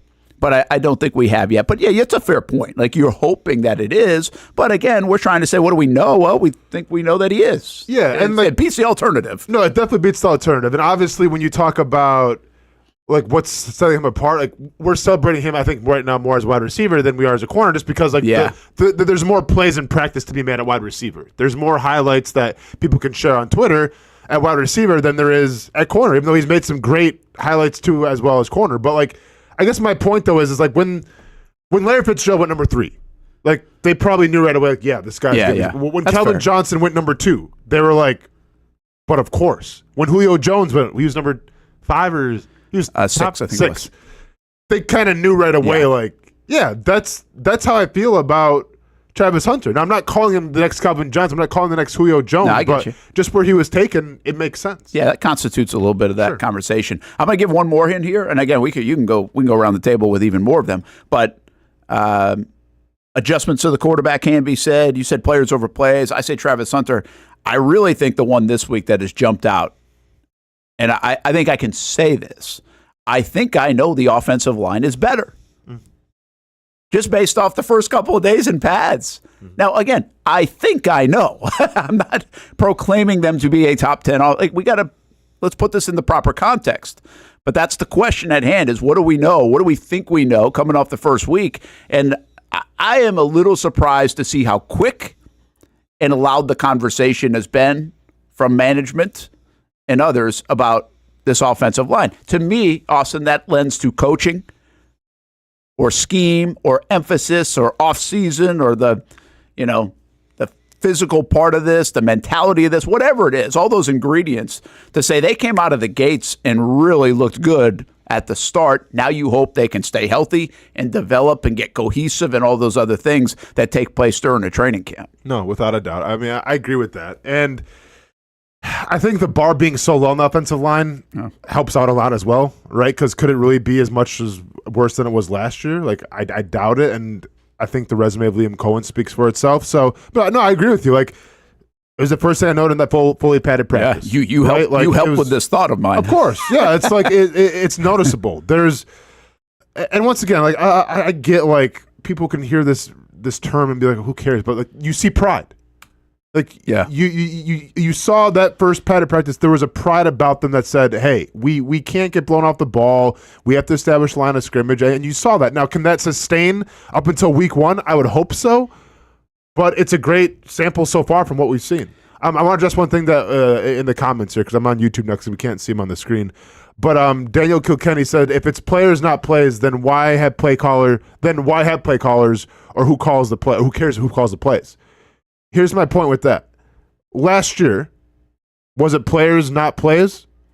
No, because if that was the case, then why wasn't Brian Thomas Jr. getting the ball early on? Right? Like if you had the opportunity to see what kind of wide receiver Brian Thomas Jr. was, then you would have been out of your mind not to force feed him the ball. Okay?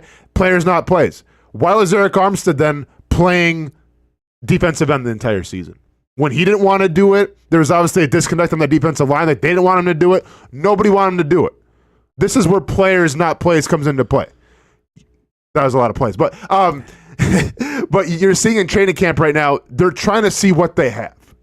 Okay, like you aren't going to see the Buccaneers offense from last year. It's going to be different. It's going to be different. Why? Because they're trying to wait and see exactly what do they have in Brian Thomas Jr. What do they have in Travis? Like, with all due respect to those guys, they're not right now Mike Evans. They're not Chris Godwin when he's healthy. Okay, they're simply not. They're different types of players. So players not plays means is that they're seeing who they have first.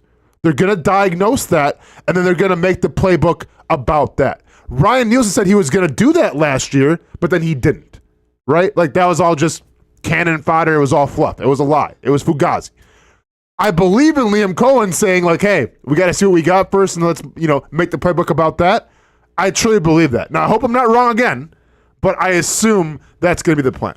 Yeah, I like what you're saying there. I think...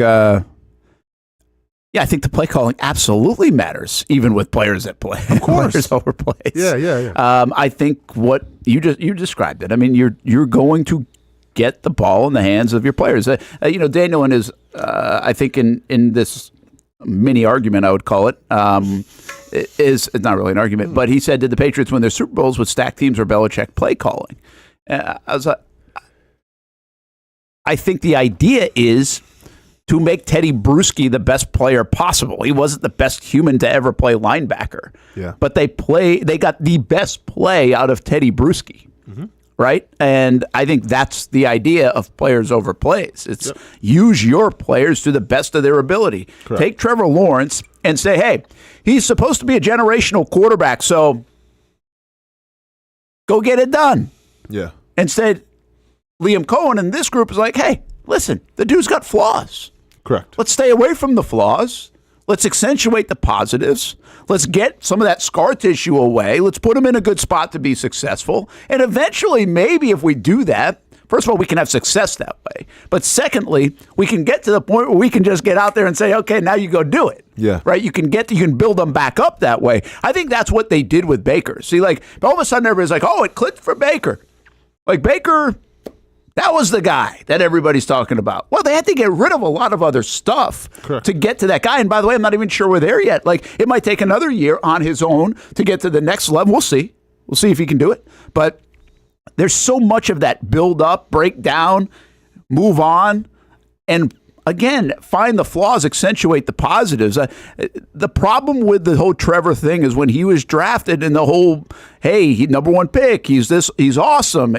It comes with the idea that he does nothing wrong, and he's going to just go play and snap the ball. That's not the way it works. Like, that's just not the way it works in athletics. It's really not the way it works at the quarterback position. And listen, I think that the Patriots are a prime example of this, right? Because, yes, was it the system? Well, absolutely. Yeah. I mean, you had Belichick calling the shots. Don't get it twisted. But, like, I think an example of players not plays would be a guy like Julian Edelman, who was, a quarterback? For a long time.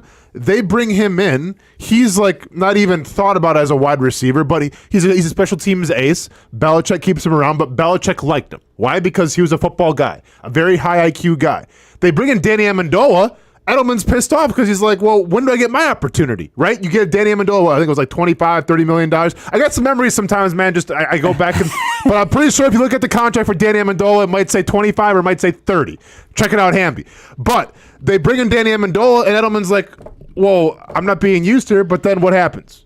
He gets an opportunity because Belichick took a chance on him. They could have let Julian Edelman go. This guy, yeah, he's a good, punt gunner or whatever. The guy can, be a quarterback, whatever. But they kept him around because Belichick saw something in him. 5 years, $28.5 million.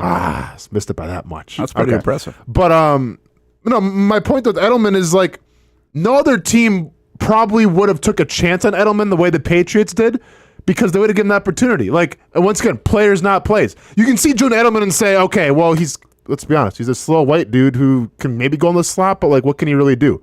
Belichick saw something in him. He saw the potential, and eventually when his number got called, way down the line, he delivered. Yeah. No, that's a great example of it. Yeah.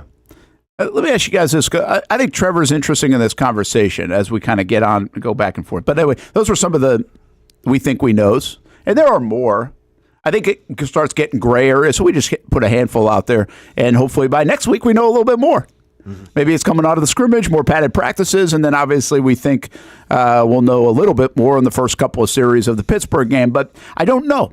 You never know. You might not feel that much different by the next week.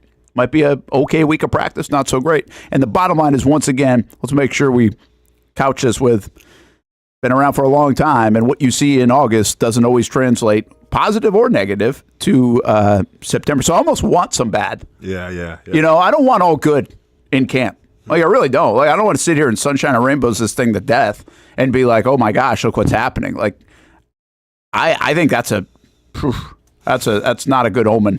No. That's not how it's going to play out, right? Yeah. So I think we need to see some uh-ohs or have question marks a little bit here or there. Yeah. And I wonder where Trevor is in that. I don't think Trevor's lighting things up at camp. Sure. I also don't think he's playing poorly at camp. I think he's finding his way. And I think the question you have to ask yourself right now when it comes to Trevor Lawrence is, do you feel, Liam Cohen especially, but this offensive staff, based on scheme, fundamentals, anything else in here, playmakers, players over plays, do you feel like they are on their way to unlocking the good Trevor? Yeah. Right? And I don't, or the best of Trevor. Let's just say that, because Trevor's not like, you have some quarterbacks where it's Jameis Winston, and Blake was a little bit like this. It's like the good Blake or the bad Blake, right? The good Jameis, bad Jameis. I don't really feel like Trevor's in that category. I don't. Mm-hmm. I think his floor is so much higher that he's not like, it's not bad. It just is disappointing because it feels like it could be so much better. Mm-hmm. So it's like, do you feel like they are on this path to unlock the best of Trevor Lawrence, the way Liam Cohen, quite frankly, has done this in his career with a lot of quarterbacks, most notably Levis and Mayfield. But even if you go way back in his collegiate career, names you don't know, he did this with those kind of quarterbacks too, and got the best play out of them. Do you feel confident a week into this thing that he's doing that?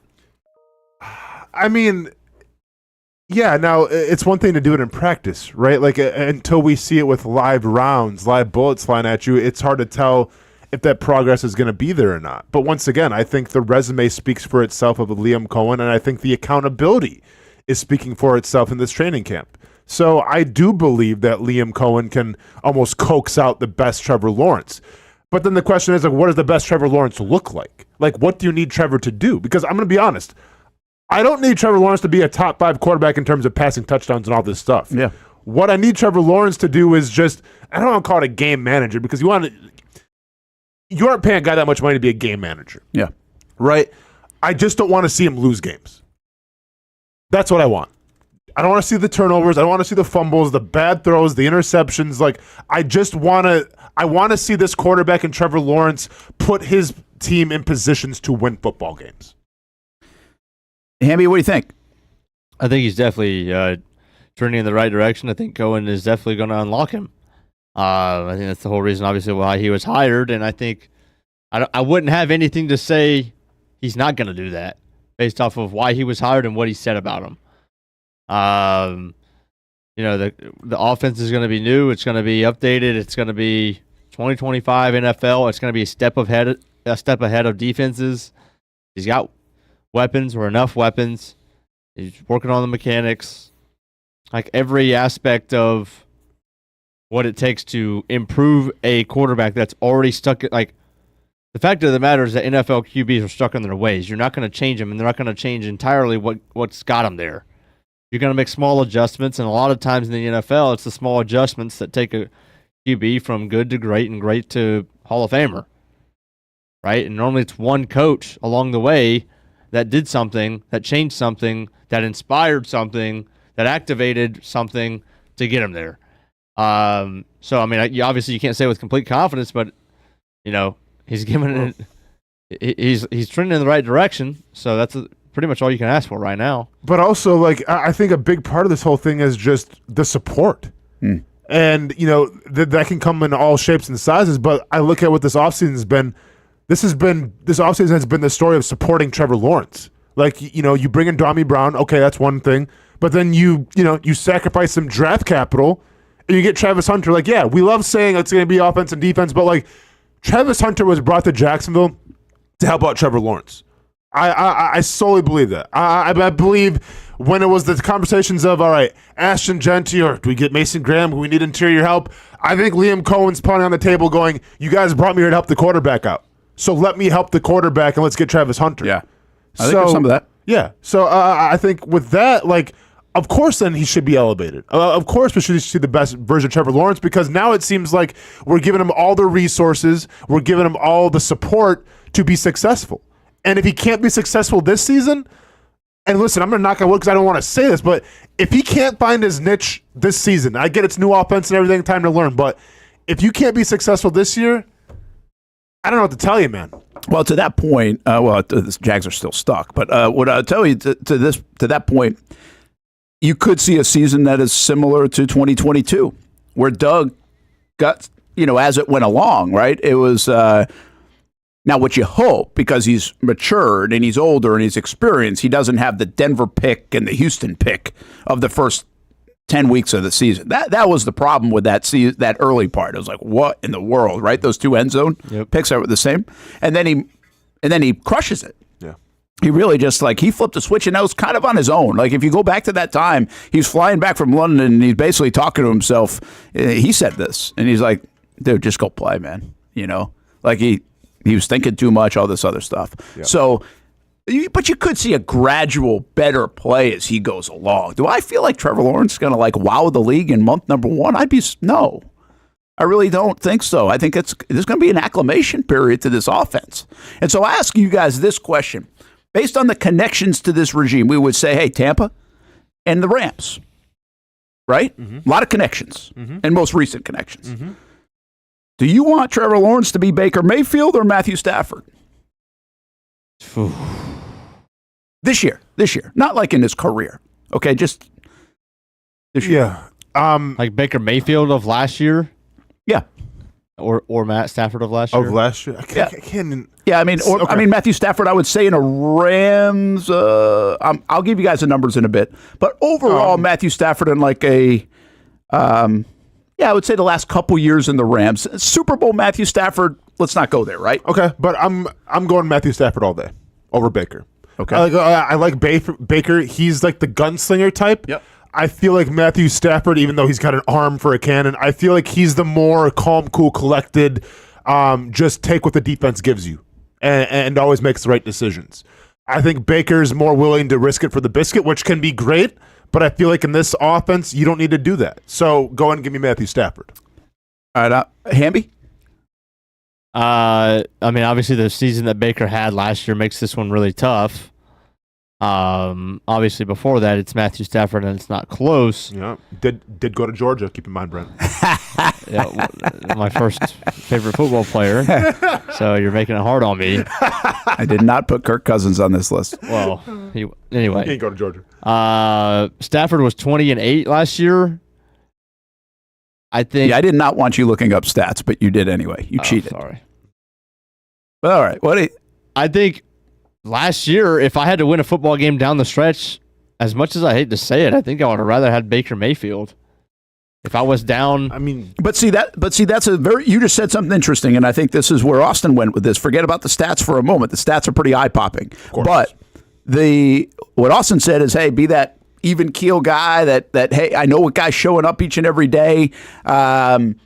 You take the risk away. You're not losing games. You just said, hey, I want him to go win them. Mayfield will go win them. See, that's where I'm getting at here. Like that's a different kind of quarterback. Like last year, Mayfield would have to go do some things to go win the football game for you. Stafford can do that. He's done it plenty of times in his career. But they're not really asking him to do that. If you look at the last 2 years for Matthew Stafford in a Rams uniform, 24 touchdowns, 11 picks. And he played 15 games, by the way. They went 9-6. 20 touchdowns and 8 picks. 20 touchdowns in 16 games and 8 picks. They went 10-6. Like, you take it. Baker Mayfield obviously has the massive year last year. Let me just go back to him real quick. He has the career best. See, that's the thing. You want the career best this year of Trevor. Or do you want Matthew Stafford, which says low risk, even keel, consistent, going to win you football games? Well, Baker, if you play like this, you're going to win football games too. 41 touchdowns, 16 picks, a lot of mistakes. Career best in ratings by 10 or 12 points, and obviously the yards and completion percentage. Now keep in mind, with the Bucs the previous year, without Liam Cohen, 64%, 4,000 yards, 28 touchdowns, 10 picks. Like, I actually think more people would sign up for maybe Baker's year without Liam Cohen in 2023. Okay, yeah. 64%, 4,000 yards, 28 and 10, 94 rating. Yeah, that's great. Then maybe the 16 picks, because the 16 picks are kind of scary.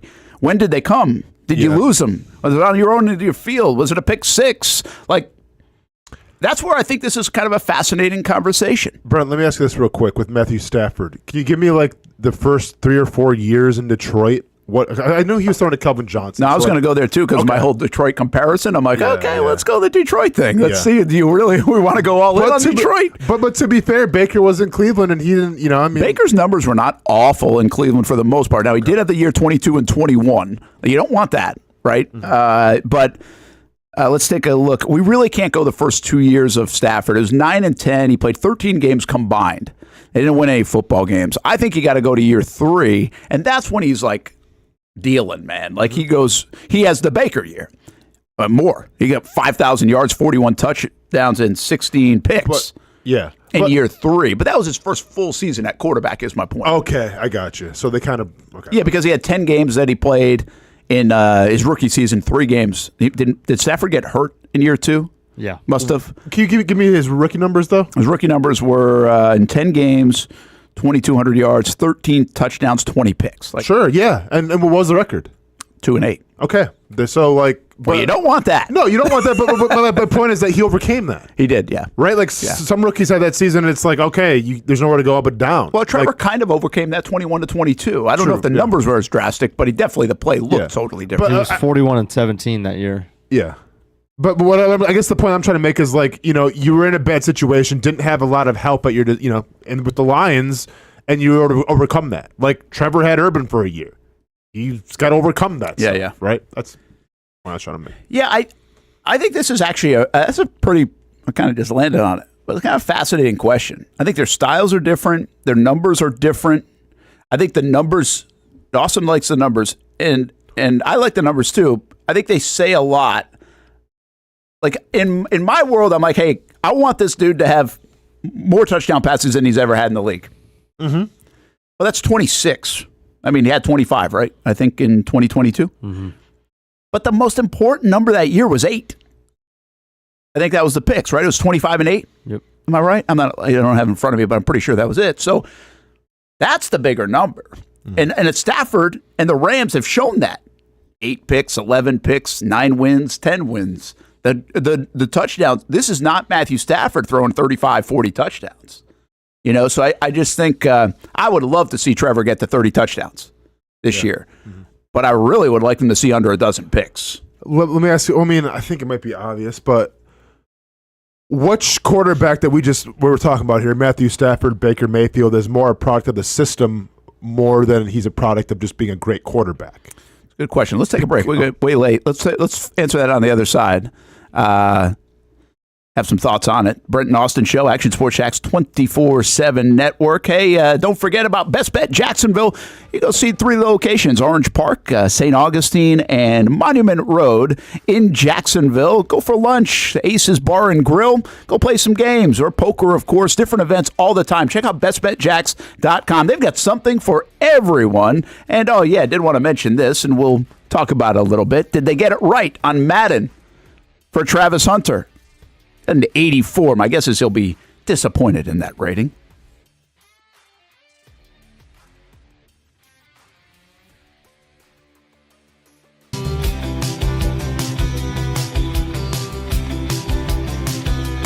Welcome inside the Armor Guard exterior and gutter helmet showroom. There's a lot going on, like glass exteriors, replacement windows, and down there we have the retractable screens and awnings, plus hurricane protection. Let's talk more about those gutters, and to do that, we bring in Kevin. He's the owner, he's the expert. Why Gutter Helmet? Well, Gutter Helmet is truly the only maintenance-free product. It lets the trash and debris go on the ground, the water wraps around and goes inside. Unlike filters, they sit on top of the gutters, and the trash and debris build up on top of filters, which requires maintenance. With Gutter Helmet, we're going to keep you off the ladder, the most dangerous thing in your garage. With Gutter Helmet, you'll never clean your gutters again. So get off the ladder and put on the helmet. Gutter Helmet. Get a free estimate at gutterhelmetofnorthflorida.com. You can also call 904-762-7779 or visit the showroom on St. John's Bluff Road in Jacksonville.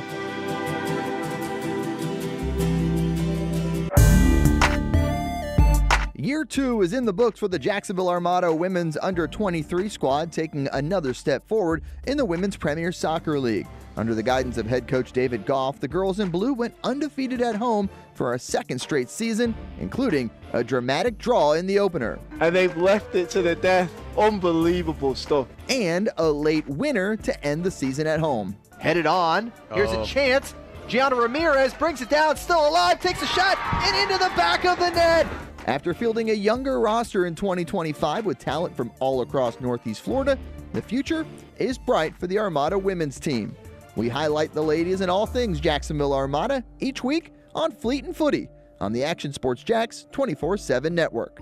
I'll put one in the back of the net for you. Join us for player profiles, fun interviews, and the very latest on the Fleet and all things footy. That's every Thursday at 2 p.m.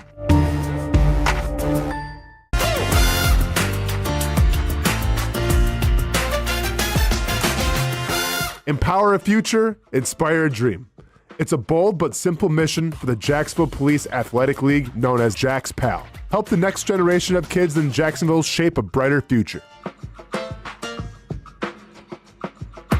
Their after-school programs, teenage leadership programs. There's community outreach. This has been just an awesome opportunity to be out here with my colleagues and do something good for the community. It's really been an interesting opportunity to just see everybody work together in a way that we don't normally in the office. And there's sports.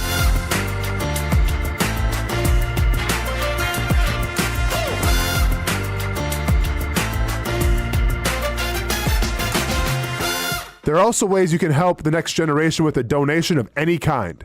Just visit jaxpal.org to get more information. Empower a future, inspire a dream with Jax PAL. Baker's Sports. It's a hometown business filled with hometown people trying to make you feel right at home. Chris Conley, Jacksonville University. Walker Wright, class of 2018, West Nassau High School. Michael Young, Fletcher High School. Baker's Sports started in a grassroots way and now outfits much of the Southeast. Tony Mazzio, Stanwood High School, class of 2002. High school sports, travel sports, youth sports of all kinds. They are a one-stop shop carrying Nike, Adidas, Under Armour brands, and more. Vincent Caldes, Oak Leaf High School. Samuel Coffrin, Paxton School for Advanced Studies. Whether it's sports teams on the field or it's your team in the workplace, like our Action Sports Jax team, and community events like the Dream 18 Golf Tournament, and many others. Cole Tilley, Hilliard High School. Reagan Webb, Eagles View Academy. Look good, feel good, play good with Baker Sports. Custom sports apparel since 1997. Shop with the hometown team at bakersport.com. Sun's out, suits out. That's right, it's summertime in Florida, which means it's time to say goodbye to bulking season and hello to shredding season. But if you're like me, you're having a hard time sculpting and shaping those final pounds. That is until I came and saw my friends over at Ponte Vedra Vein and Aesthetics. Right now, everyone is hopping on the Evolve X train, and the only destination is finding your perfect summer body. The technology uses electrical muscle stimulation and radio frequency energy to cause your muscles to contract, all while heating up those deep layers of your skin and tissue to produce collagen and reduce fat. It's like doing 1,000 sit-ups in 30 minutes. No pain, no needles, just results, right? That's right. So leave those winter layers back at the station and come look and feel your best with the team here at Ponte Vedra Vein and Aesthetics. Visit them at one of their 2 locations, either over in Ponte Vedra or on the south side. Welcome back to the Brent and Austin Show, streaming on the Action Sports Jax 24/7 network. Not a lot of NBA news going on, but we got to highlight this. This is somewhere which I assume is in Croatia, and we have a very emotional, a very passionate Jokic going to give his horse some props because his horse won whatever this is. I don't even know what you would call this, but emotions running high. Jokic super proud. Don't know if he had money on it. Don't know if it's just it's a good showing by the horse, obviously, but those are tears. Those are real tears, emotional, and like, listen, when you invest time, effort, and energy into something, it's cool to see it get rewarded, and that's what you saw with Jokic here. You know, a proud owner, and there we go. I mean, I felt like he probably could have just lifted the thing by himself, but it's all good. It's really cool to see someone that passionate about everything. You know, I mean, Jokic's a great guy. Kissing, hugging horses, in tears, kissing wine bottles, popping some champagne or whatever it is. Big deal. Dude's living his best life, man. You know, and like I said, it's really cool to see that emotion. Now, with that being said, let's go back a couple years ago when Jokic won the NBA Finals. Baby Jokic, Mama Jokic, Cousin Jokic, everyone's high. Look at his reaction here. He just won it for Denver. At home, everyone's going ballistic. And what is he doing? Yeah, good job. You know. Oh, let me go and untie these shoes. My dogs are barking. Oh, let me go and talk to the equipment manager real quick over here. Hey, good game. Yeah, whatever. I don't know your name. It's all good. I don't know your name. Jamal Murray getting ready to have a heart attack. He's so pumped up. Put on the hat. Jokic could care less. That's awesome. How crazy is this? Yeah, gosh, something. Did you say it? Somebody else. I was trying to think of something recently. Oh, no, it was the whole Scotty Scheffler thing in a way. I think that's what this is in a sense. I think when you're like the player, or, you know, whatever you're doing. Brent, but that was a boat backwoods horse race that he's shedding tears over. Yeah, but this is my point. My point is, like, if you're the player, if you're in the battle, sure, like you just process things differently. Number one, like, so there is a little bit of in that Joker. I think the Joker stuff is a sign of respect, kind of where he comes from. It's like, hey, you shake hands first, and then you can go crazy. But he never really went crazy anyway, right? He was annoyed. Remember the whole press conference after where he found out he has to go to the victory parade, and he was pissed off about it? He was, yeah. But I guess there's a little bit of Scheffler in him in that, where it's like, okay, you celebrate for a minute, and then it's good, and it's on to the next thing. I think as the owner of that other thing, it's like watching your kid play versus you playing. Like, that's where you feel this, I think. Like, watching your kid play is totally different than you playing. I think there's almost more animation sometimes, more emotion involved. Yeah, but I also feel like if Scheffler wins like a green jacket, he's gonna he's pumped. He'll do something. I get it. I get it. Joker was annoyed. I know. Maybe it was an inconvenience. Maybe if he wins an NBA title now, he would celebrate differently. I don't know, man. But like you talk about that, and once again, like, see, here's the thing, Brent. If I'm Joker, I'm almost celebrating the NBA championship more than the horse, because I get, like, I own the horse, and I'm sure a lot goes into that with training and everything. But like, I don't have my hands on that, right? Like, I'm not training the horse. I'm sure he probably hired a horse trainer. Oh, gosh, yeah. Joker's been playing basketball his entire life. The pinnacle of playing basketball is hoisting that trophy and celebrating with your teammates, saying that you're the best in the world. He didn't care. Yeah. But he's crying real tears of joy over a horse race, which, once again, I believe is in Croatia, but I'm not sure. I don't know, like, what the stakes were. Serbia?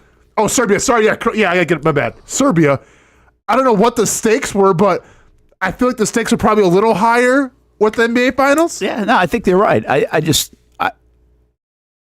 I'm trying to compute it. I think nervousness comes into this, anxiousness comes to this too. I guarantee you he's more nervous about that horse race right there than he is of shooting a free throw in an NBA Finals game. Sure. When you're in the middle of it, you just it just feels different. Yeah. So I'm not trying to justify it that he should be more excited about the horse thing. I just think that's kind of like a little bit of the human condition there. I'm just saying I don't get it, but I love it. Yeah. Like he's an interesting cat, isn't he? He's so interesting. Everything about him. Yeah. And I think like Giannis is not cut from the exact same cloth. Similar. When Giannis won it, like, he was celebrating and he's fist pumping as he should be. But it's just, it's wild to see just two drastically different emotions. Yeah. One being, once again, a game that you played since you were a child. You've reached the echelon of it, the pinnacle of playing basketball, and you don't really care. And the other being a horse race where I don't even understand what was happening because the guy had two wheels and he's like a jockey. Like, I don't know, but you're crying tears. I can't believe. I think what the jump here is, I'm not even sure anybody thought he had that kind of emotion in him for anything in life. Yeah, because he's so stoic. Yeah, exactly. You know what I mean? Yeah. Like, so whether it was his kids, whether it was the horse thing, whether it was the NBA, like, that's weird to see him with those kind of emotions and smiling so much and all this stuff. And one would hope that, I'm sure he gets emotional around his kids as well, because that's the best part of being a father. But like, if he's not, then if I'm a kid, I'm like, hey, the horse gets the tears, but I get nothing. There might be a little bit of that. Yeah.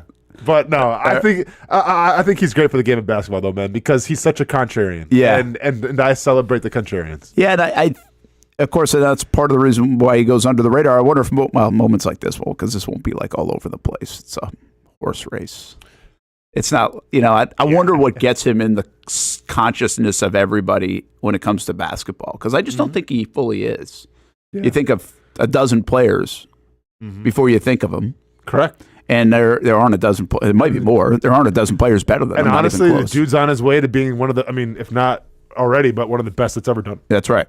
Yeah. So he's very interesting in that character, that kind of it. Like, you just don't. If you think of anybody that's one of the greatest, you don't guide under the radar. No, in anything. You think of MJ fist pumping. Yeah. You think of LeBron. In Miami with Bosh and Wade, they're celebrating. You don't think of a guy sitting at a press conference annoyed because he has to go to a victory celebration. But I celebrate him, man. It's awesome. Yeah. I do think, my first name that came to mind after him, though, is Giannis. Giannis is unique in that sense. Like, again, not the emotion part of it. I'm just saying he's unique, I think, to the sport from a personality standpoint after all these years, and still is. See, but like with Giannis, and this is not a knock on Joker, but like with Giannis, like, you can sense the intensity, you can sense the passion. Yeah, you can, yeah. Especially after he won it, like he I think I forgot like exactly what I think he won it, and then he went to hug a family member or something, but then he's kind of sat by himself a little bit and just embraced it in the moment. I've never seen another player at that high a caliber like Joker where it's an inconvenience. That's seriously like it's almost like somebody cuts you off in traffic. You're like, oh, like that's how he acts when he wins the biggest game of his life. I love it. Yeah, I love it. I love it. Brent Martineau, Austen Lane, Jason Hamby. Hey, check out Mason's famous lobster rolls. 3 locations, Fernandina Beach, Town Center right here, and in Durban. I went down to Durban the other day. It was fantastic. Low clam chowder. Got the Connecticut roll. They have like 6 different rolls, by the way, at Mason's famous lobster roll. So check it out, masonslobster.com. Is there a Wisconsin roll? Put a little cheese on that bad boy? No, but that wouldn't be a bad idea. I had the Connecticut roll because that's the hot one. Oh, it's the only one that's hot, but it was just with butter. So I have some with mayo, some, but should we get a Wisconsin one in the mix? I don't know if lobster and cheese is really that good combination. I mean, lobster grilled cheese sandwiches are legit. Also, it could be very good. Lobster mac and cheese is good. That's legit as Brent. Let's go. We might have to advise. Let's go. Yep. Might have to advise. I want to get to your question. We're a little late on break. We'll get to it. That's fine. Let's get to your question that you asked before the break about this whole Trevor Lawrence, Baker Mayfield, Matthew Stafford. Kind of, we just ran into a comp here of which one you'd rather be or do. What did you ask? Do you remember? So, I know, right? I mean, my biggest thing is when their stats have shined the brightest? Was it because they're great quarterbacks, or were they a product of the system? Yeah. My point being, well, Jared Goff came through Los Angeles, went to a Super Bowl. Now he's doing his thing in Detroit. He's kind of earned his stripes. Obviously, Matthew Stafford won the Super Bowl there with Sean McVay in that system. Baker Mayfield's now had his best season by far in that Cohen system. So my question is, like, which guy is more of that system quarterback? Woo! I think Mayfield. Okay. But then I correct myself and think Stafford. Who's more the gunslinger, right? So it's like, well, because they're both gunslingers by nature. And so here's where I think the system hasn't fully reined in Baker if he's got 16 picks last year. The system has actually been able to take the gunslinger and rein in Stafford a little bit. Yeah. To have 24 touchdowns and 11 picks or 20 and 8 or whatever it is. Mm-hmm. I think we saw this with Aaron Rodgers, quite frankly, in his career. I don't think he had the couple years where he threw like 4 picks only. Yeah. Like that's reining a guy in. That's figuring it out. Somewhere in that system you figure out not to make mistakes. So I think that's part of it. Like we think system, how do you elevate a guy? I think some of that system is how do you not make the critical mistake. Correct. But also with Aaron Rodgers, though, I never felt like him as a system quarterback. Now maybe in his later years, but like the dude's like the master of improv, right? Yeah, that's fair. It's kind of like Patrick Mahomes-esque a little bit, right? Where like, yeah, Andy Reid's system's legit system. He's a great play caller. But like Mahomes and his improv, like it shows he can go on any team, I feel like, and elevate it. So maybe that's the question then. What quarterback do you trust to go to any team and elevate that? Well, same thing of a system. Well, in that situation, I would say Stafford. Correct. I just think there's more, there's just more evidence of it. Because we don't have the consistency of Mayfield's career, at least not yet. If he goes and does it again now, if he has another really good year, this will be with coordinator number 3 in 3 years. Mm-hmm. That will be impressive to be able to perform this way. Mm-hmm. And I think the other side of it is, like, I'll go all the way back to Brady. Brady was a product, in my opinion, of the system until he got great. He wasn't great right away. Like Mahomes, I don't know that. Pretty great next. Well, I don't know. I don't know if is that an Andy Reid system that put him in a spot to become great and allow his talents to take over. Now they arrived way earlier than say a Brady in this example. Because Brady, again, for the first few years, it wasn't like, winning games. He was running the system, running it efficiently, running it well, not making mistakes. So here's what I'll say about it. Alex Smith was the system quarterback in Kansas City.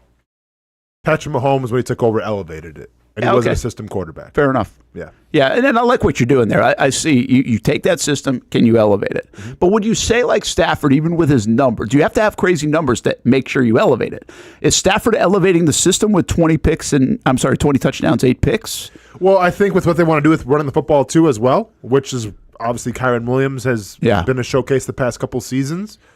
So I think that has to go into play as well. And also the job of the QB, by the way, at the line of scrimmage to identify that. I mean, usually have that run option. Yeah. So Stafford is getting them into run plays at the right times to be able to do that too. I'm taking Stafford. That's I think Stafford's the answer here until we see at least a little bit more from Baker Mayfield. Mm-hmm. And I just trust Stafford more. This will be an interesting deal. And I like where you went here, and I think it's something that we should check back on. Mm-hmm. How good is the Cohen system? And therefore, can Cohen get Trevor to play well in the system? And then at some juncture, and I don't know when that is, but at some point, can Trevor elevate the system? Of course. To that, to what he's, I don't know about perfected, but played well in. And also, like, is it almost a recipe, do I dare say, for failure, where are we expecting now Trevor to be like a Baker Mayfield? Like, because we saw Baker Mayfield do it 1 year in a Liam Cohen offense. We saw Baker Mayfield come from Cleveland, kind of just had an okay rise in Cleveland. Comes to Tampa that first year, I think, who was the play caller then? It was Canales there. Canales did okay. I don't remember the numbers off the top of my head. But then we see Liam Cohen. He did well, 4,028 and 10. I mean, Okay, so 4,000 yards, 28 touchdowns, and 10. Okay, so to so me, that's this good. was brewing. Like, that's one of the things. It was brewing a little bit for Cohen as well. It's not like Cohen took a guy that had thrown 21 picks and 22 touchdowns back in 2019 in year number 2 and said, oh, wow, look at this. Okay. Like, but so we hadn't done that. But we've also seen a great half of football from Trevor Lawrence that one year. The half of the year, yeah. Yeah, we put up some great numbers. Yeah.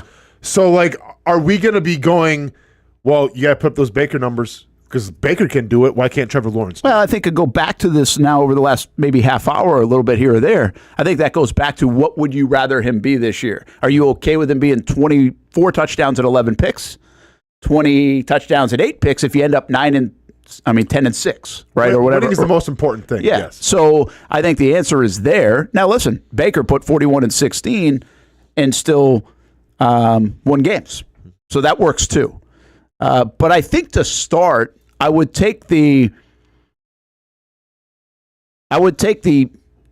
slightly above average numbers or whatever it is with minimal mistakes, easing into the system with wins, and then eventually still want to get to that, hey, let's go have a career year. Yeah. Now, the beauty of Trevor here in this situation and this conversation is it doesn't take much to have a career year. But that 22 was pretty good.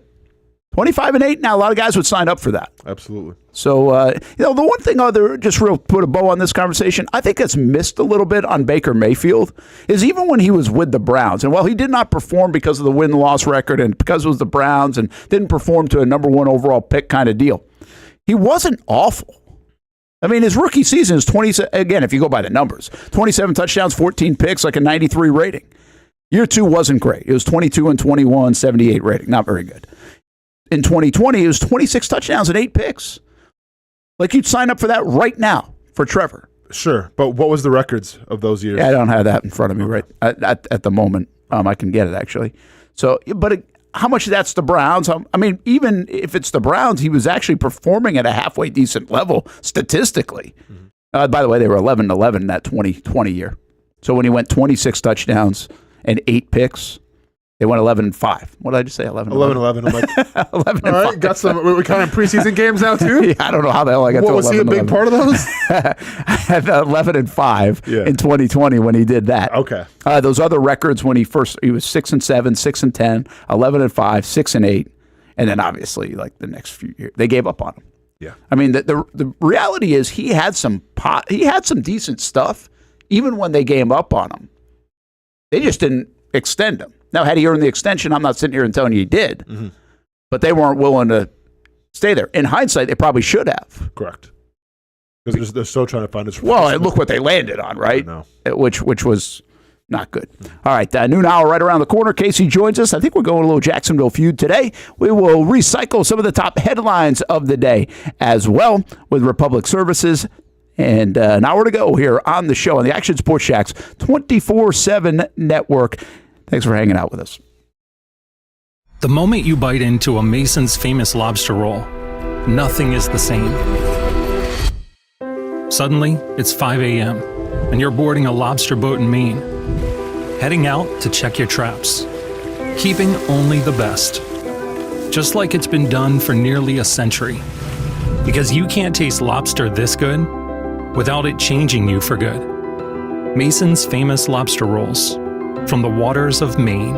When it's time to get a new car for anyone in your family, just remember, nobody but Nimnick, the #1 Buick GMC dealer in Jacksonville. Get the latest price breaks on 2023 and 2024 models, or the newest 2025 vehicles in the showroom on Phillips Highway, or shop online at nimnickbuickgmc.com 24 hours a day. GMC Sierras, Yukons, and the redesigned Acadias, or get the all-new redesigned line with Buicks. It's nobody but Nimnick, and part of the reason why is this is a first-class buying experience here at Nimnick Buick GMC. You're not just a customer, you're a friend. This is about getting a vehicle that best fits you and getting you on the road, and also helping you and your family down the road.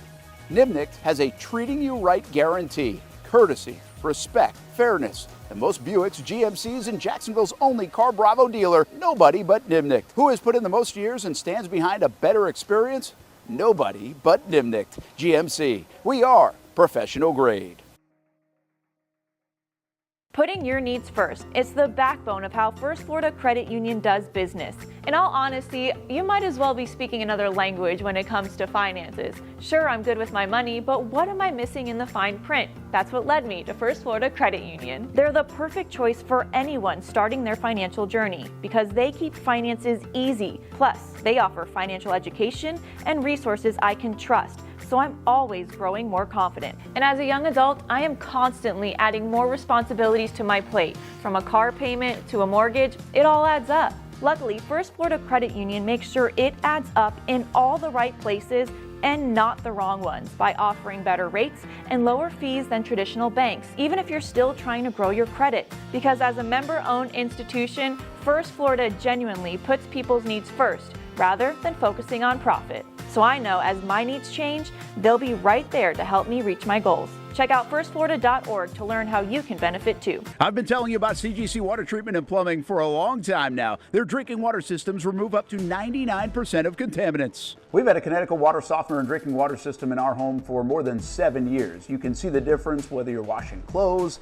the dishes, or what I like to do most, fill this up for some coffee every morning and mostly all day. Remember, if you're not filtering your water, you are the filter.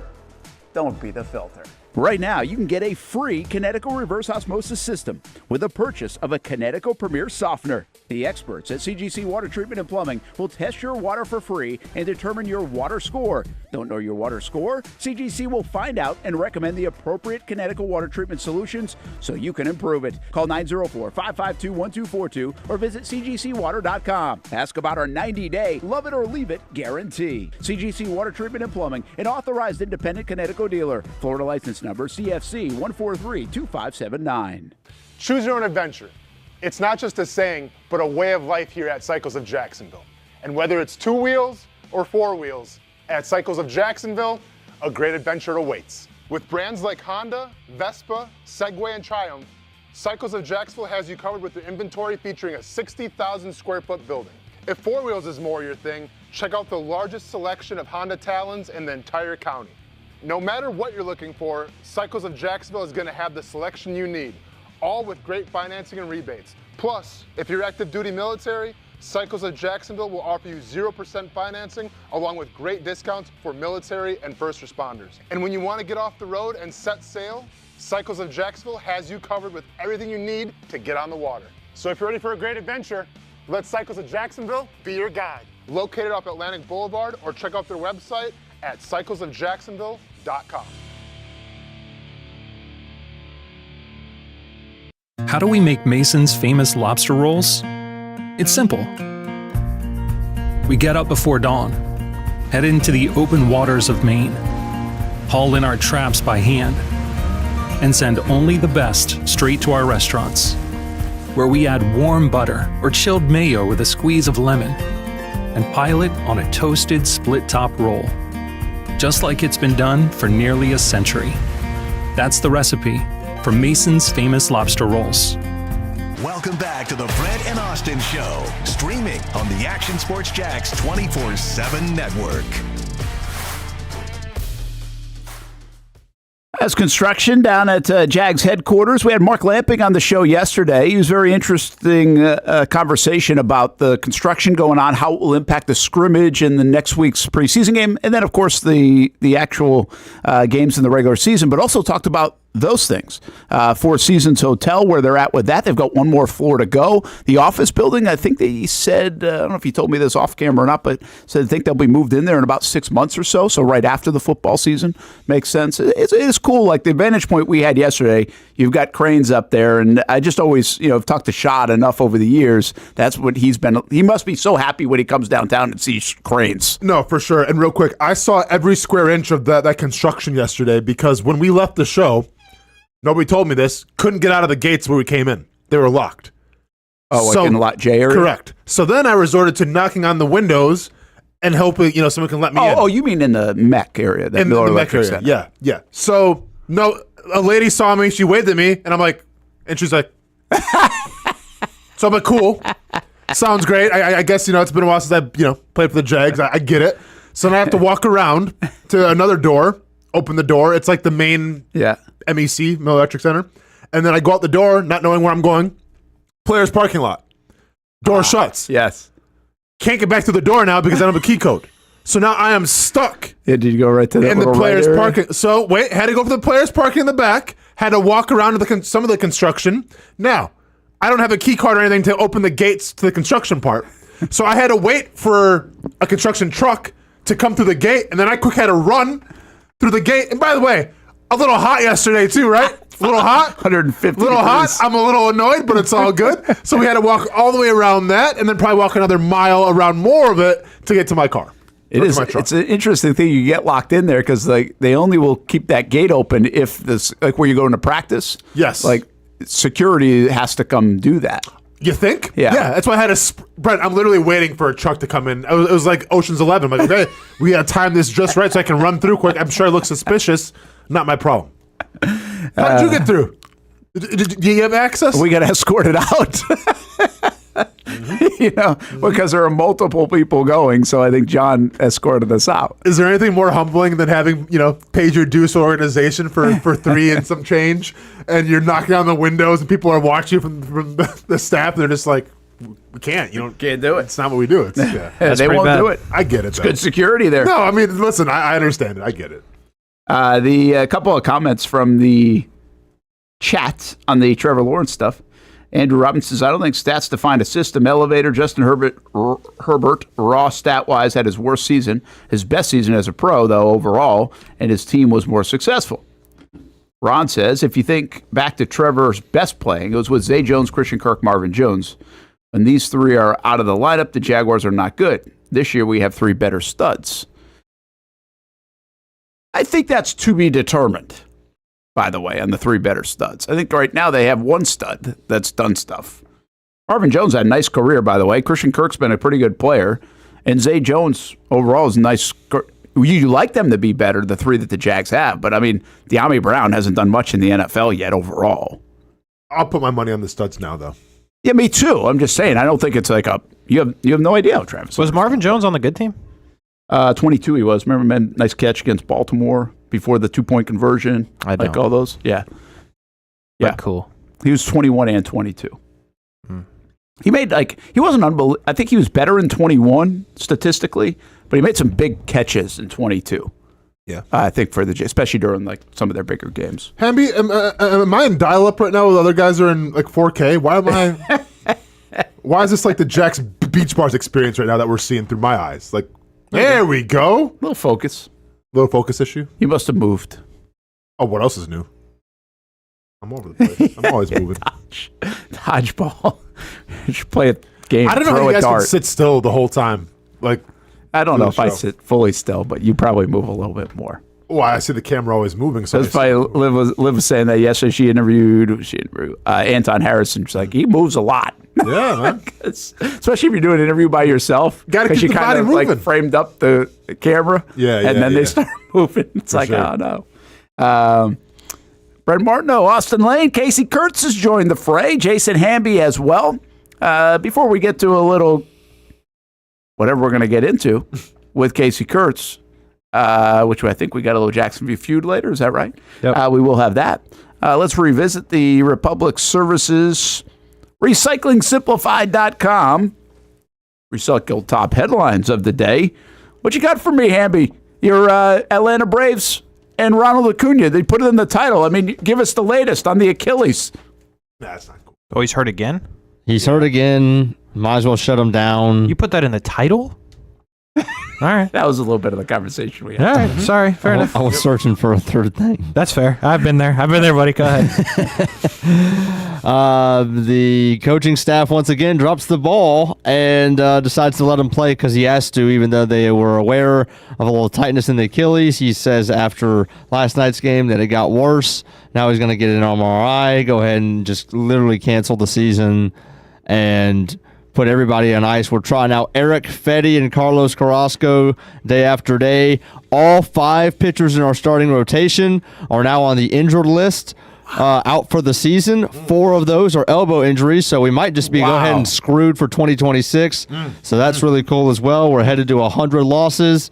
and it's quite literally the biggest joke and the worst season of Braves baseball of my lifetime.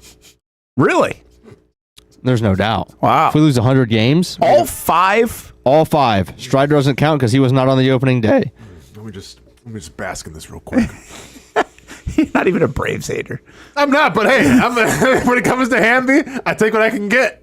Sorry, Hamby. That's unbelievable. Hey, one other baseball note. Austin Riley.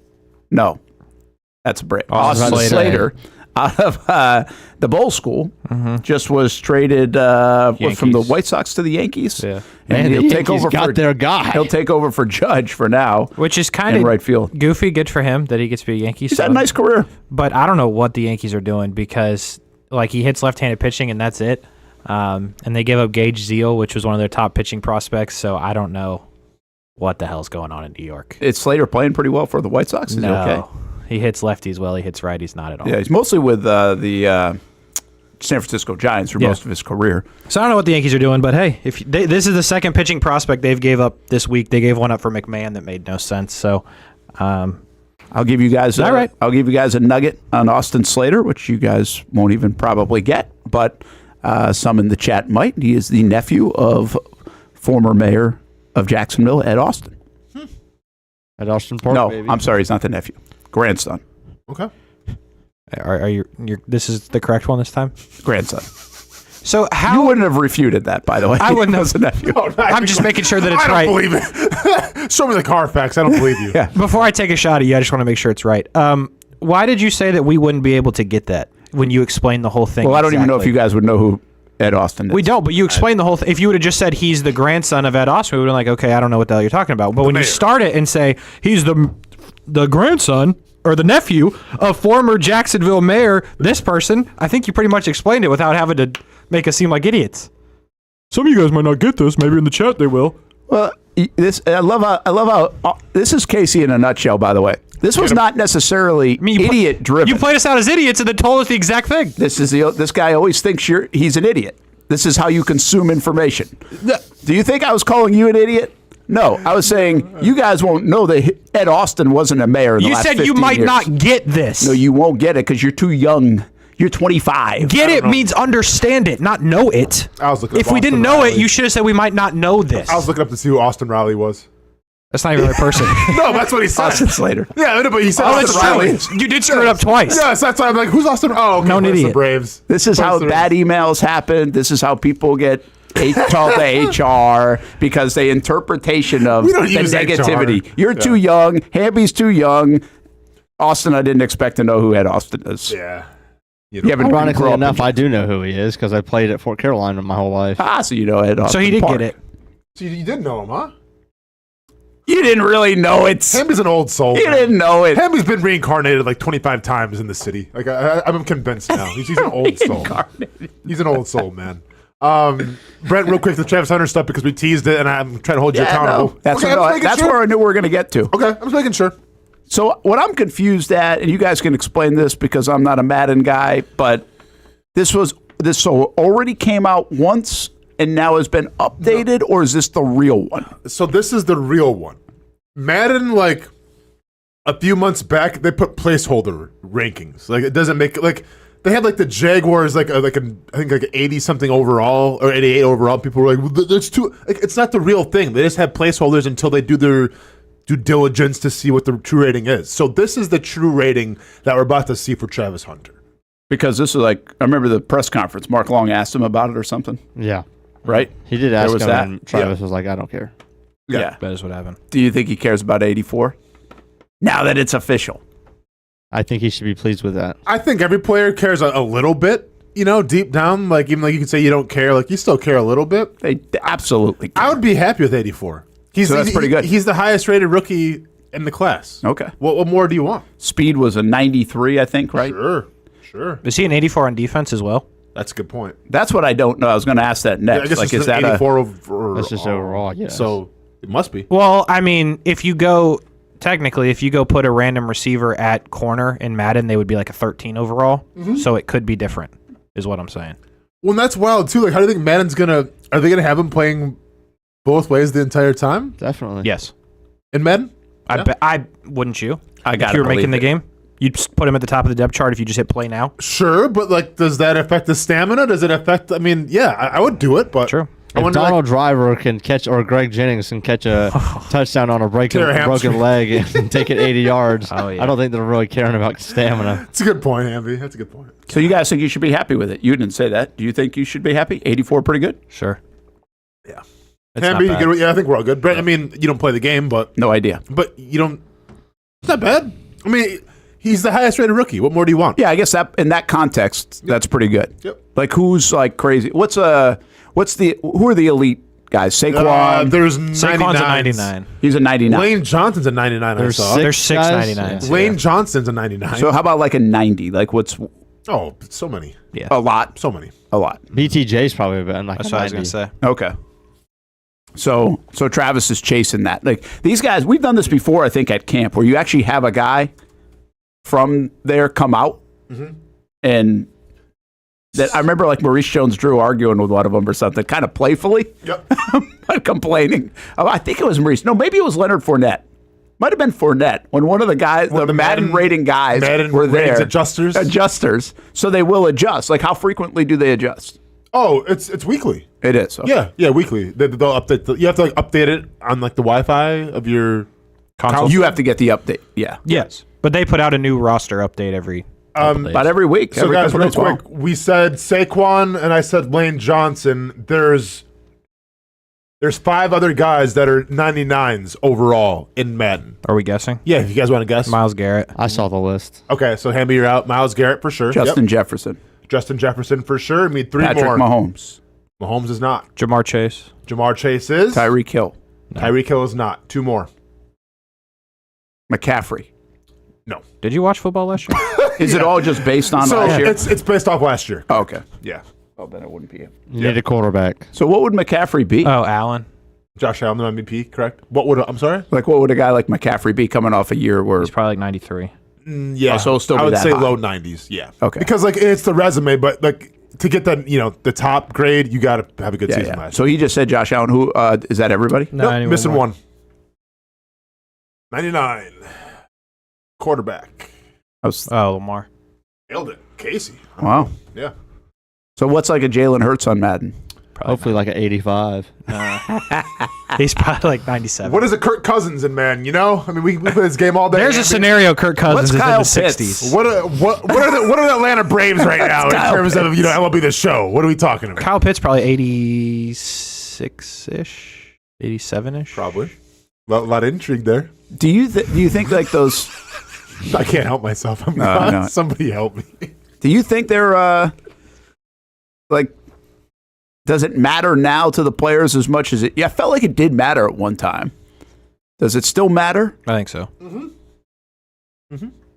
And how accurate in the game is it when you're playing it? Like, it's like you want one of those 99 guys on your team, and it's going to... No, because it's not Bo Jackson Nintendo. No, it's not. Tecmo Bowl. Like, you'll have Myles Garrett, and he'll get goof around blocked by some 60 overall right tackle. He will. It's like, this game sucks. Like... I mean, I've been playing it forever, honestly. I don't play it anymore. Like, the game is just not great, to be honest with you. Because they just keep recycling the same stuff. It's like, back in the day, they would add like, it's a hit stick feature. We got to get the hit stick game, right? Yeah. But like, now it's just like, okay, it's just repackaged, It's copy and recycled, paste, yeah. and there's a new guy on the cover. Cool. That's it. That's all it is. Yeah, it do get annoying. Like, what do you want? Like, what do you want them to do with it? Or give me an example of a game that doesn't do that you get the update. GTA. Grand Theft Auto. I was going to say Grand Theft Auto. Okay, but no sports games? No, everybody's copy and paste. Everybody Yeah, is? everybody's Okay. Mm-hmm. Yeah. So which one? They just came back with the college stuff. Yeah. But that got everybody's attention because they hadn't had it for a while. Correct. Okay. And that one was... NCAA Football 25 got obviously rave reviews because it's nostalgia. We haven't got it in forever. Exactly. I get it. 26 now is like people are already over it. They're like, they are? Oh, yeah. People are hating on 26. 25 is different than Madden, though. Yes. So, like, they made that game. Okay. But, like... They modernized it. This or Madden whatever. is literally just Madden 14 with updated graphics and people. And people. And that's interesting. Super annoying. But I guess part of What me do you is like, want, again, right? who doesn't live in this space at all would be like, what can you do? I mean, it is what it is.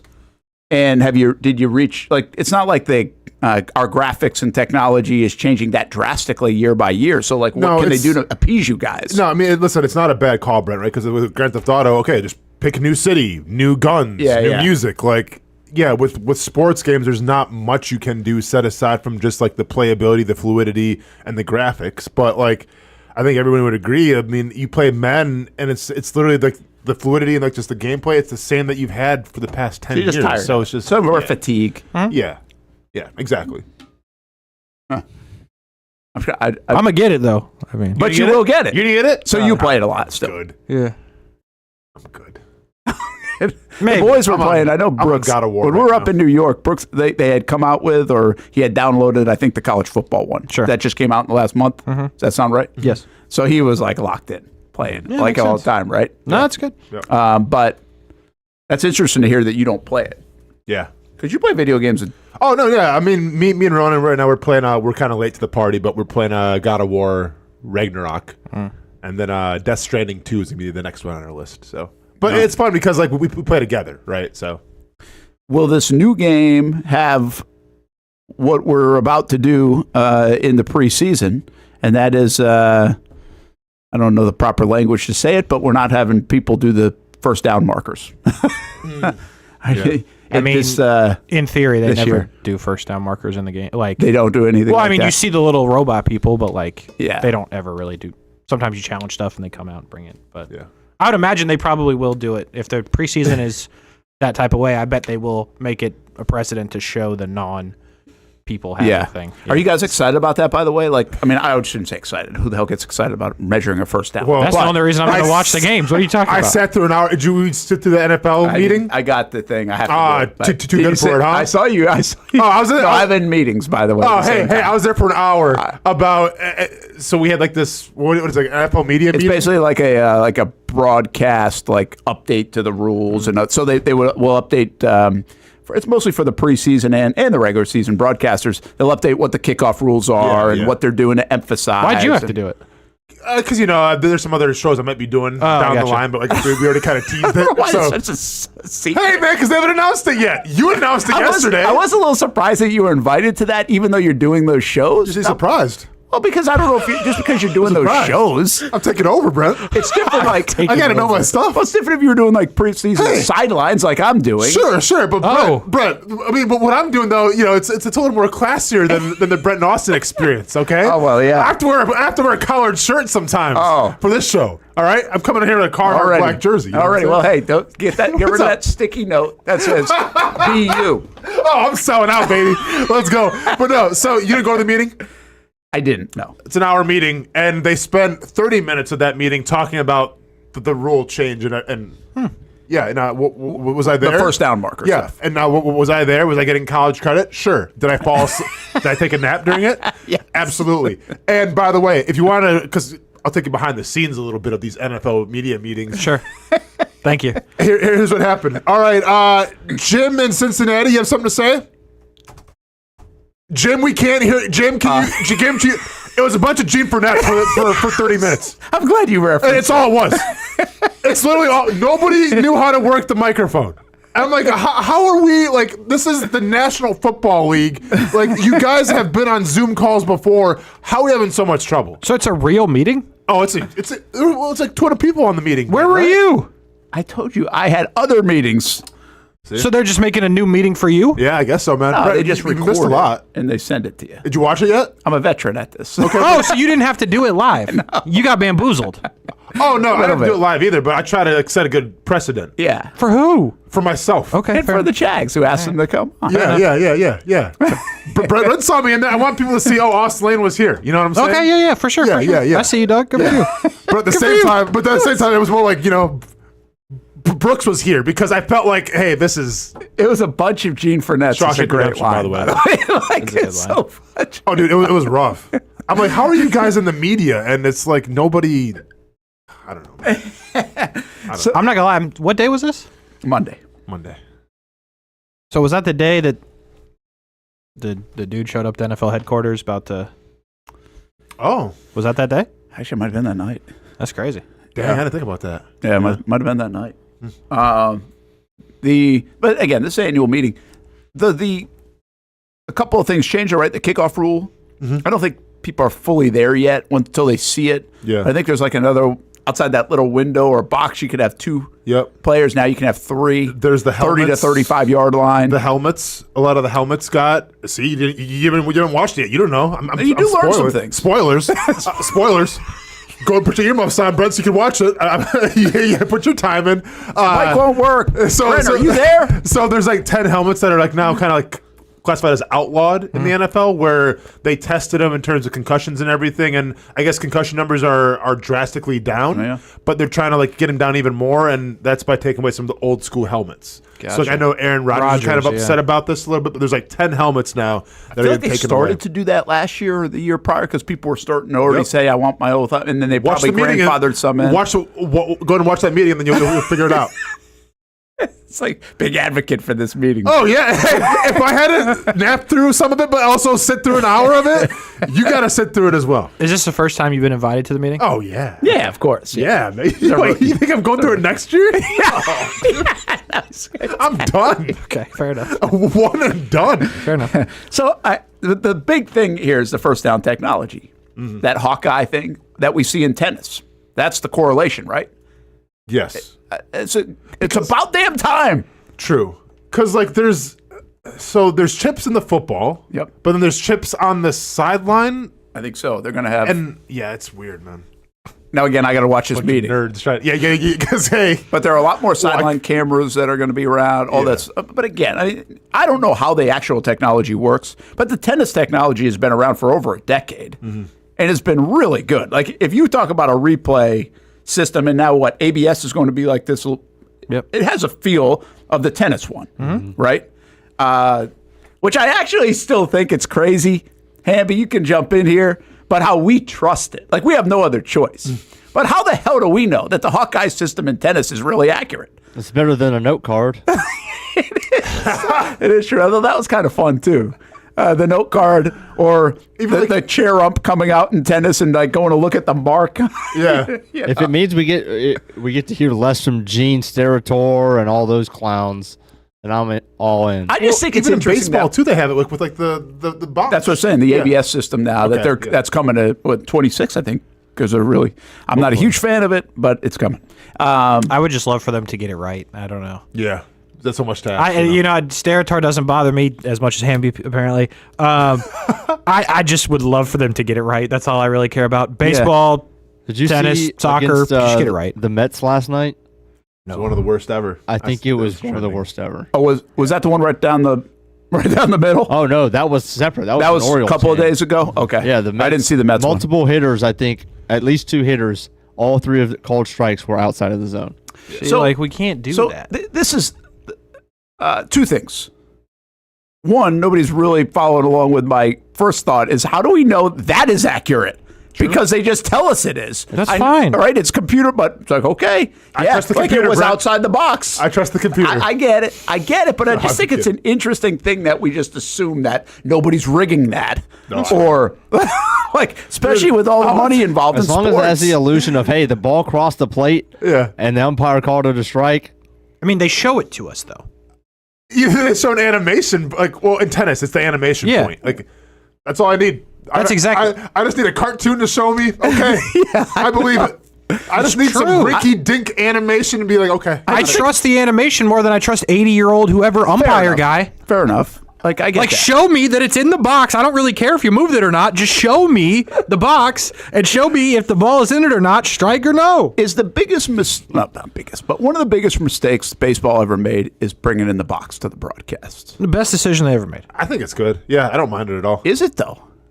I mean, I don't. How many of these? Now, listen. There the one the other night that I saw. You would argue, I saw that, right? Like you would. It was like how that guy missed. He just like blacked out for a pitch. Mm-hmm. But it's like it has put so much scrutiny on that. You know, and it's changed the strike zone, quite frankly, from our eyes. Like we never would give a certain pitch like high in the zone, or thought that wasn't. At least in Major League Baseball, in high school, you're like, okay, that's a strike. In Major League Baseball, like that's not a strike. In the box, it is a strike. You know, I mean, it has literally changed The zone. Good. Well, Brent, this is not scrutiny. It's called accountability. I Yeah. can remember Levon Hernandez throwing a 19 punch-out game against the Braves where What a he's name. flipping breaking balls in there in the left-hander batter's box that are never close. And the guys... And we're getting wrong on it every time. Like, if we have the box there... I'm not over that, huh? I'm still... Yeah, of course. It's the most... keep going, Ham. You're making great points, man. This is like around the horn right now. You got 10 points I'm giving you. beep. Keep going, though. Finish that R.I.P. point. that show. Yeah. But now there's a box, so the umpire knows more when he's wrong, and the coach can come to him, meet him in the tunnel after the game, and say, "Hey, Joe West, according to the box, you missed 8 calls, and you robbed us." When there's no box, it's really hard to say that. There you go. Nice, man. No, listen, I get it. Like, you have to explain to me what the box is and what So it it's does. done more good than harm. It's done more good. It's done more good. Umpires are still Sorry, better man. this year than they've ever been. That's still the case. So they are. Yeah. You That may They just still suck. Because of the accountability part of it. They still suck. That's the big point. They still suck. You might be the only one at this table that watched baseball like before the box was on the broadcast all the time. Because I don't remember it not being on there. Yeah, this had a little Ed Austin feel to it right now. Yeah. See, that's where you should have been like, you guys might not remember this. Yeah. No, We wouldn't. like, you don't remember baseball before the box? No. You do. I mean, I feel like I do. Yeah. Hamby, you don't? No. Other than highlights that I've watched. Other than highlight. Yeah. That The is strike pretty zone crazy. box, I get it. often referred to as the K zone, was first introduced on TV in 2001. Yeah, exactly. Was it Fox? ESPN. Oh, it was ESPN. Usually it's Fox that kind of does those things. It changes it. Yeah. So I was going to say, I never remember watching without the box. 2001. No, that's that right. would make sense. Yeah. That's wild. Way to go, 2001. Yeah, way to go. Revolutionary. And believe it or not, we're now 20 plus years past that, and we still haven't done anything great with the box. We all know what's a strike, but the umpire still has no damn clue 24 years later. Yeah. It's just Madden. You're just going to recycle it. Basically. Keep Known recycling idiots. the same Change old the stuff. rule. Yeah. You think, like, I think growing up and being an umpire would be a cool thing, like baseball. But I think, is it going to go away, though? Yeah. Like, it's not going away in football and other sports. But in baseball, like, are you going to need a third of the umpires eventually because of all the You still need the human. Yeah. But it could be just guy. But you don't need, like, well-trained. No, you don't do anything. Yeah. You just Case, do you want the You're ABS basically to call operational. every pitch, or Yes. do you want them to be able to challenge? every pitch. I don't Challenge know. every pitch? I like the No. Just they call every pitch. I like the Oh, challenge. gotcha. Like they did in the All-Star game. Like but more the of challenge the- is the one that's coming. I don't know. I don't think they've decided. I don't think they've decided either. I think you get one most people challenge a believe game? that in 26 the challenge will No, at you least be get there. because it's in minor league. I think they get 6 a I don't game. know the number. I think it's 6. The Shrimp Okay. use it. I mean, I would much prefer that than ABS calling every single pitch. nah, because Because how are you going to get the punch out? Like the sit down. it's going to take like a split second or a second for the person to trigger ball or strike in the umpire's ear or whatever. Sit down. Like, Sit down. I just want him to get it right, Hamby. That's all. I don't want him to get it right most of the time. I want every pitch that's a strike to be a strike. I want the 3-2 review, bases loaded to end the game where everybody's locked into the scoreboard, and it's almost like, oh my gosh, I don't know if I can explain this. You know, like the old DVD Blu-ray when it's it would bouncing in the time corner? out, when it would time out in the corner. Yeah. When it would hit the corner. What a reference. Once every 30 minutes, you'd go insane. What a By the way, reference. that still happens like on DirecTV. too. Oh, it's Like in the incredible. office. What a reference. They took that and put it on like a bar when I think it was like some soccer match a couple years ago. Yes. You know, I've in the seen bar it. scene, it Yeah. goes I can- crazy for that. I can say in my lifetime I've never seen it hit the exact corner. Really? But I've never just watched it for 10 minutes. What were you doing? What do I search? I don't know, living my life, Casey. DVD not box hits the watching- corner, probably. I don't know, like watching the movie, not focusing on the DVD logo, just going up and yeah. What a genius move, though, that you actually did. Like, I can't say I did either. Yeah, have you ever seen No, it? Yeah. but the fact that people have. This is actually really satisfying. Why do you act like you guys have so much to do that you didn't have time to watch that?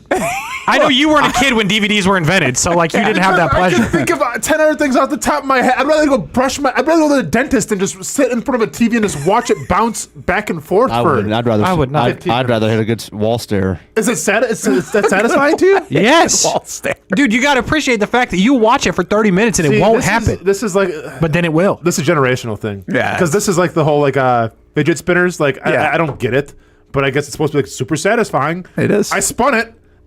James Gladstone said it yesterday to us. I like the fidget spinner. It's football. It's a I never fidget got into spinner. fidget spinner. I used to have one in radio that I would just spin My constantly. son loves them. Yeah. I don't see Is it. Ronan still likes them now? Oh, well, we have one at the house right now that Really? can spin. I thought they went away. Look at this.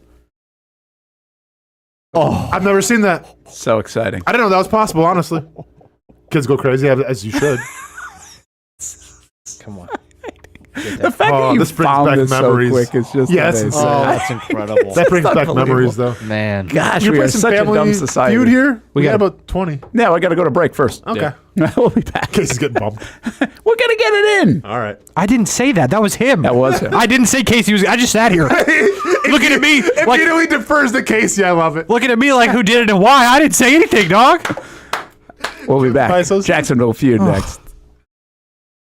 The moment you bite into a Mason's famous lobster roll, nothing is the same. Suddenly, it's 5 a.m., and you're boarding a lobster boat in Maine, heading out to check your traps, keeping only the best, just like it's been done for nearly a century.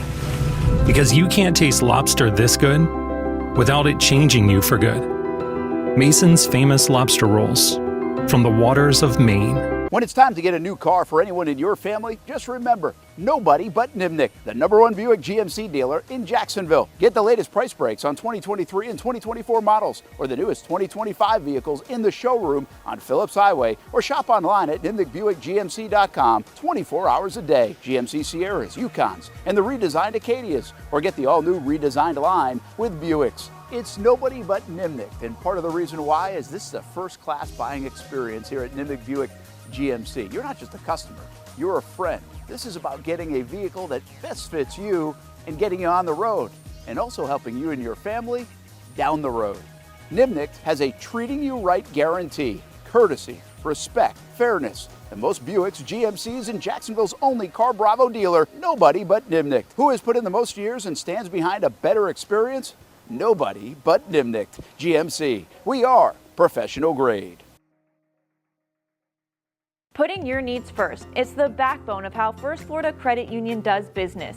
In all honesty, you might as well be speaking another language when it comes to finances. Sure, I'm good with my money, but what am I missing in the fine print? That's what led me to First Florida Credit Union. They're the perfect choice for anyone starting their financial journey because they keep finances easy. Plus, they offer financial education and resources I can trust. So I'm always growing more confident. And as a young adult, I am constantly adding more responsibilities to my plate. From a car payment to a mortgage, it all adds up. Luckily, First Florida Credit Union makes sure it adds up in all the right places and not the wrong ones by offering better rates and lower fees than traditional banks, even if you're still trying to grow your credit. Because as a member-owned institution, First Florida genuinely puts people's needs first rather than focusing on profit. So I know as my needs change, they'll be right there to help me reach my goals. Check out firstflorida.org to learn how you can benefit too. I've been telling you about CGC Water Treatment and Plumbing for a long time now. Their drinking water systems remove up to 99% of contaminants. We've had a Connecticut water softener and drinking water system in our home for more than 7 years. You can see the difference whether you're washing clothes,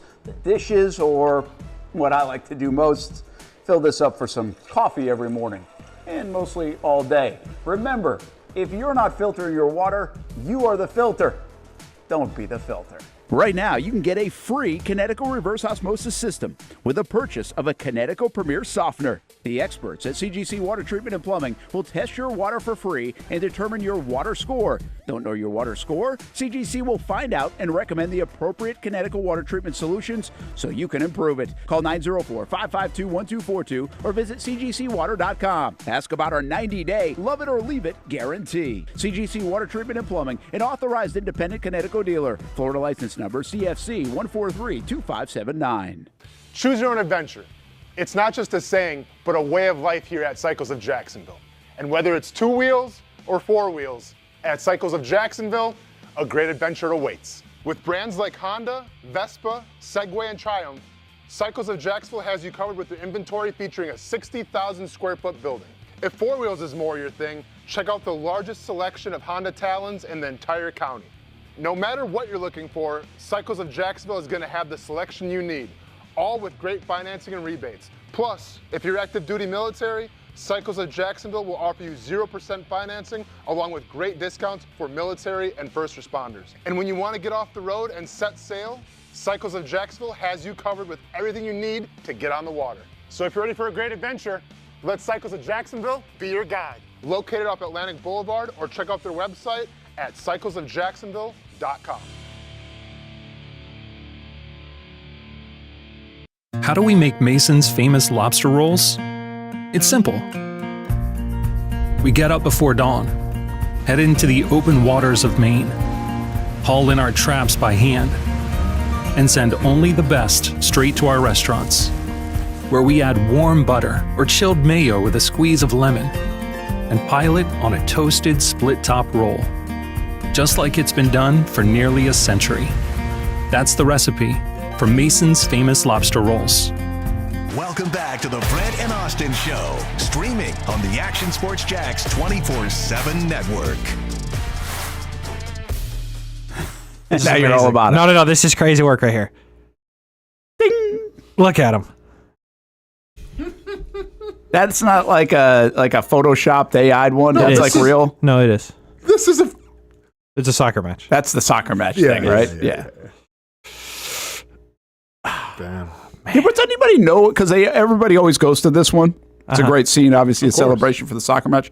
Like, does anybody know what that originated from? Just a random midweek game, probably. Yeah. Irrelevant.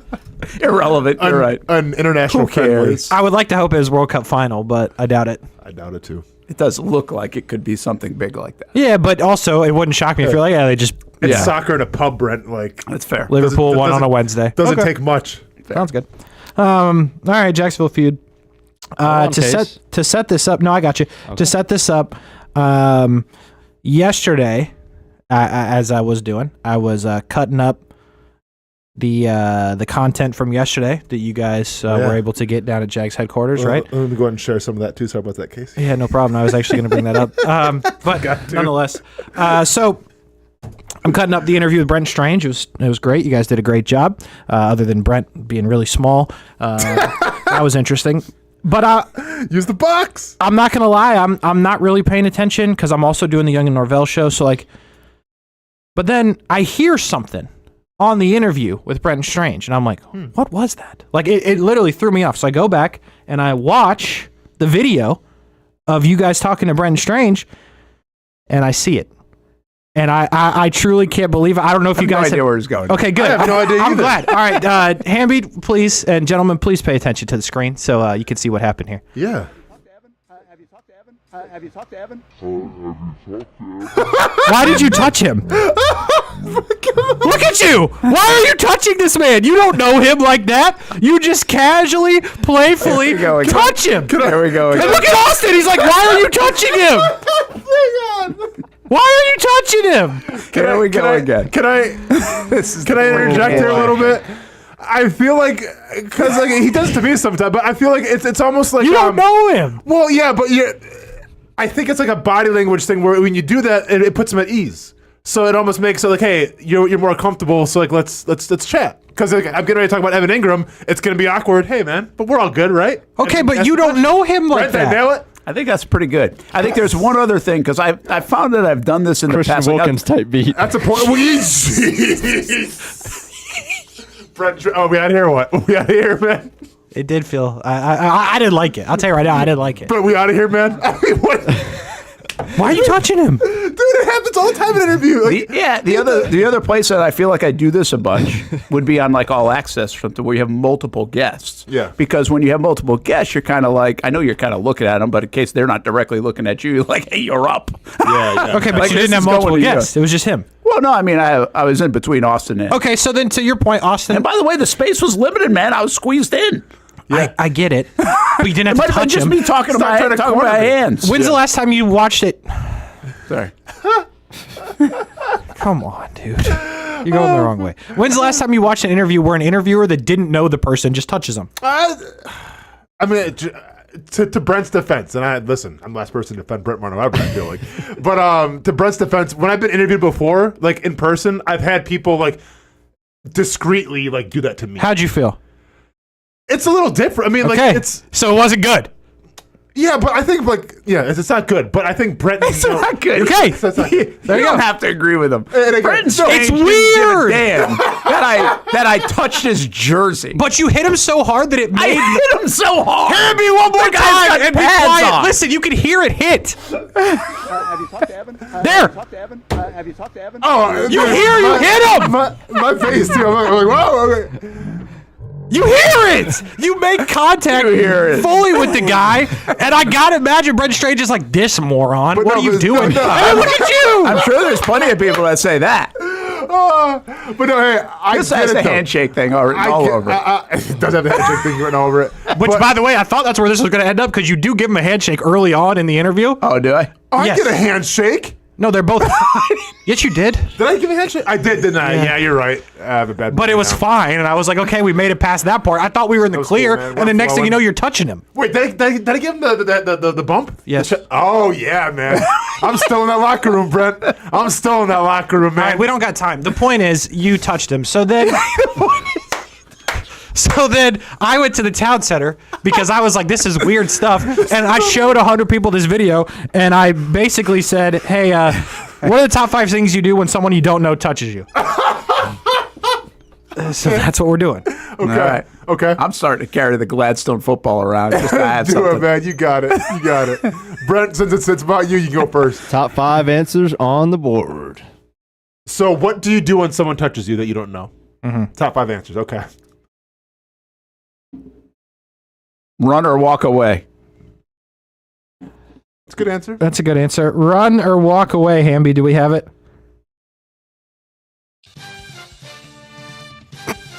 Wrong button, but it still counts. I'm giving it to him. I just won the whole thing. You should. Great distance. Oh, okay. I'm still gonna say this, but might fall in the same category. There we go. Thank you. You push them off, like you. Yeah, physical contact. Yeah, that's good. That's different. But that might be. That would have been my second guess. Well, you're creating distance though. There is contact, one on here that's shove, physical contact. Push. Okay, Hamby's not giving it to you. Can't give that one. I agree with you. I think you made the right call. What was it? Because the Brave comments today? Was that? No, because it's not. It's not exactly that. Okay, I got you. Yeah. Yell at such person. Yell at him. All right, Hamby. Do we have yell at him? I'd give it to him. Address the person. Yeah. Oh, see, now I want to say, like, question the person. Like, what are you doing? But that's say that. That's addressing. That's fun. That's addressing. Okay. What are you doing? What are you doing? All right, I'm going to say, that's like, what he should have said to you. I don't know why you're touching him. Okay, I mean, obviously, I feel like you probably interviewed some women at the town center, so I'm going to say they asked for help, or like they asked for the authorities. Seek help. Seek help. That's a good one. Yeah. Yeah, Hamby, seek help. Nothing. Oh, okay. Yeah, good. One.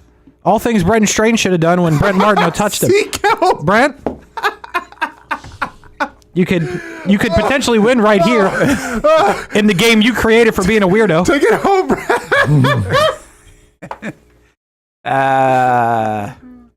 Let's see. So get no physical. Seek help. Address the person. Create distance.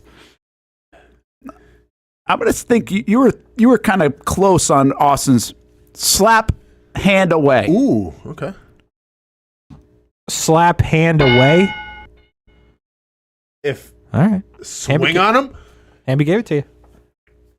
By the way, Austin should have got that. That's under physical contact. He's mad about the Braves. That's fine. I don't care. He said what did you didn't you physical say push contact? He said like push. He said push him away. That's more than that's probably better than slap the hand away. No, but the word swing on him. Hamby's the judge.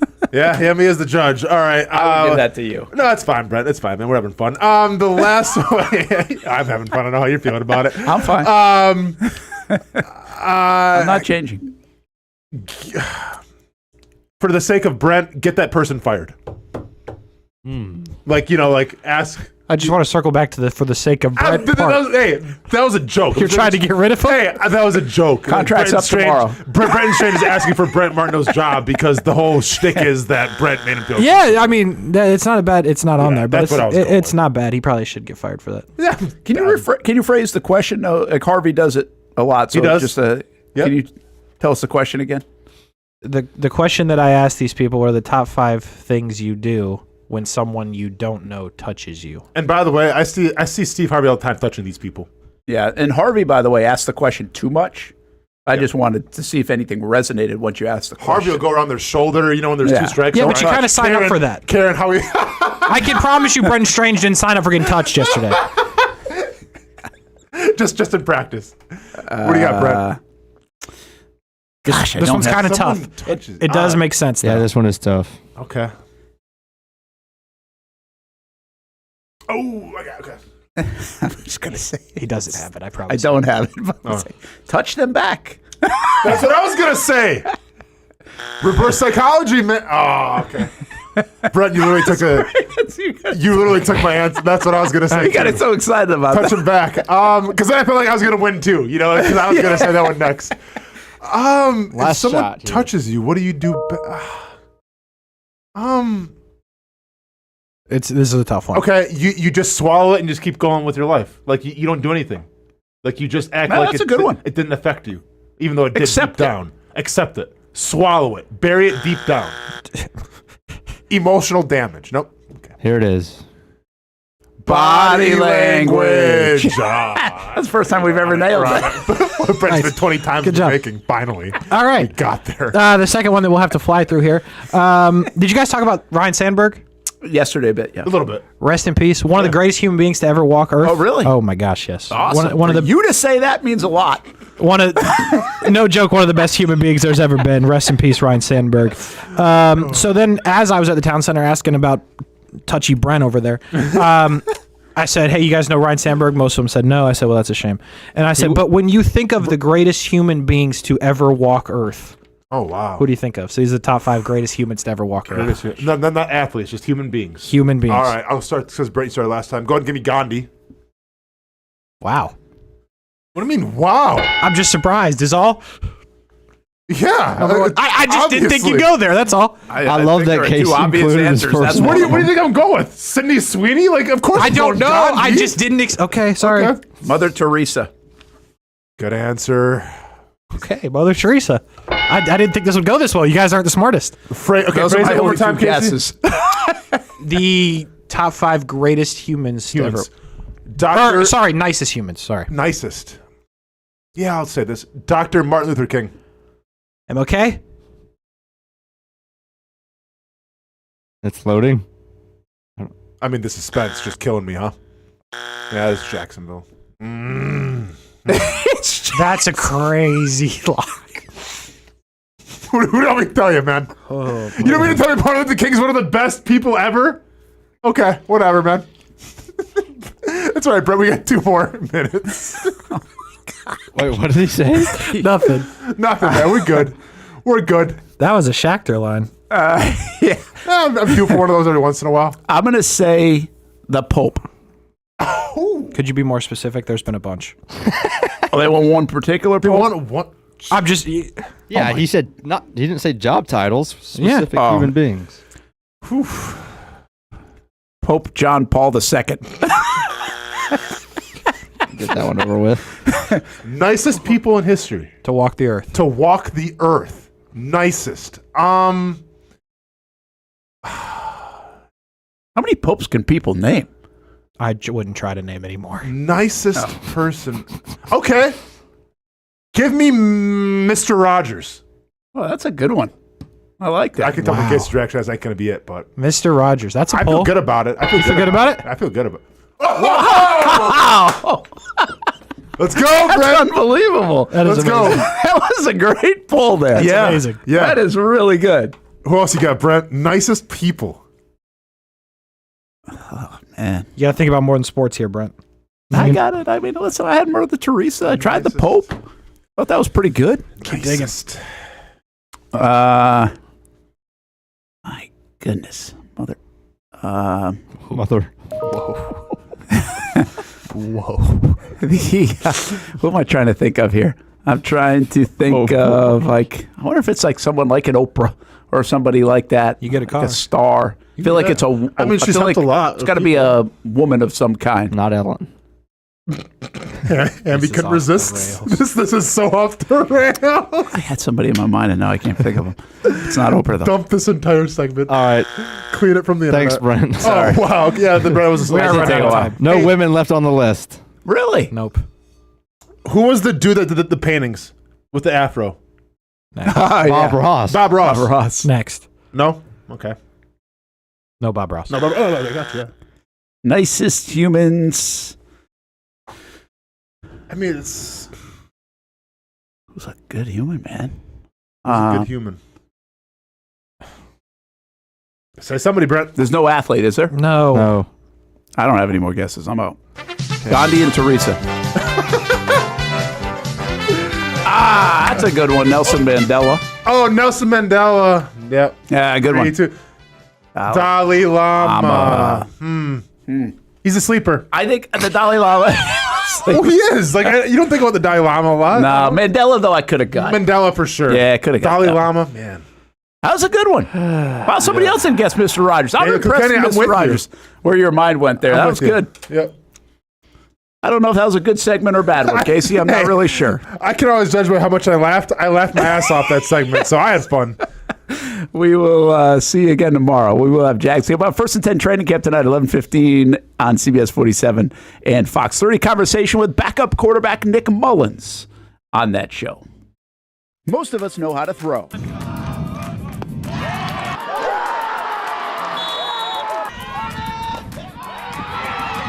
But you need to know what to throw. I'm not talking about footballs, baseballs, softballs. We're talking about those items you need to recycle. Republic Services explains it easy. Recycling simplified. 1. Know what to throw. When in doubt, throw it out. 2. Empty, clean, and dry those materials. It takes an extra minute, but it makes a big difference. And 3. Don't bag it. This makes the recycling process faster and more efficient. This is a look at the Republic Services North Florida Recycling Center. You can make this process even more efficient. By utilizing those 3 steps, Republic Services can help you become a better recycler in your home. Learn more at recyclingsimplified.com. For the game day hustle and every day in between, juggling my show Jags Social to going under the Friday night lights and a social life, it's a daily tournament, but this ride, MVP status. The all-new 2024 Lincoln Nautilus isn't just my car, it's my personal locker room, office on the go, and VIP lounge on wheels. Let's talk tech. My profile remembers everything from customizing my dash display to setting the ambient lighting and my signature scent. And wireless charging, essential for live tweeting scores. Whether I'm packing for a beach day with friends or heading to the gym, there's space for every passion. After dominating all day, this becomes my recovery zone. The massage feature is like having a personal PT on call. Life's a non-stop game, but with this ride, I'm always on my A game. The 2024 Lincoln Nautilus. Drive your passion. If you don't see a pit, it ain't legit. When you hear that, you think Bono's Pit Barbecue, a staple in Northeast Florida now for 75 years. A place that feels like home with friendly service, a meeting place for friends, family, or business occasions. On the menu, the corn nuggets are a favorite in our house, but there's something for everyone. Sandwiches, platters, salads, sides, desserts, and family feasts. You see Bono's all over the place in Northeast Florida. You know, there are almost 20 locations in the Jacksonville area now, so stop on by, sit down, and dine in with Bono's. You can also take it to go. There are drive-thrus in many of the locations, and they have delivery options too. Just download the Bono's app to make things easy. I signed up for the loyalty program, and you can too to get special offers. If Jacksonville is home, few things feel more Jacksonville than Bono's Pit Barbecue. Celebrate 75 years and many more to come. Bono's Pit Barbecue. If you don't see a pit, it ain't legit. People helping people. It's at the core of what Alive Credit Union is all about, and it's been that way for over 70 years. From the start in 1954 to today, the mission remains to inspire financial wellness and give you a financially fit lifestyle. Alive Credit Union and its employees are committed to not only serving their valued members, but also our community here in Northeast Florida. I had a chance to see that commitment firsthand as Alive partnered with our Action Sports Jacks 24/7 team to bring you Armada men's and women's soccer broadcasts. Inside the 18, it is a shot, and it's a goal! Chloe Chivers. And that connection to the community continues with Alive Credit Union's support of the Police Athletic League of Jacksonville. Alive Credit Union's commitment to our community also involves serving the financial needs of all first responders through the recent merger partnership with City and Police Federal Credit Union. Join the community and become a member of Alive Credit Union today. Find out the many ways you can be inspired in financial wellness at alivecu.coop.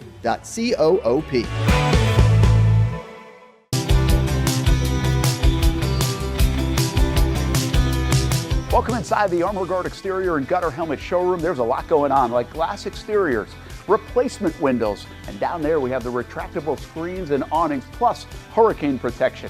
Let's talk more about those gutters, and to do that, we bring in Kevin. He's the owner, he's the expert. Why Gutter Helmet? Well, Gutter Helmet's truly the only maintenance-free product. It lets the trash and debris go on the ground, the water wraps around and goes inside. Unlike filters, they sit on top of the gutters, and the trash and debris build up on top of filters, which requires maintenance. With Gutter Helmet, we're going to keep you off the ladder, the most dangerous thing in your garage. With Gutter Helmet, you'll never clean your gutters again. So get off the ladder and put on the helmet. Gutter Helmet. Get a free estimate at gutterhelmetofnorthflorida.com. You can also call 904-762-7779 or visit the showroom on St. John's Bluff Road in Jacksonville.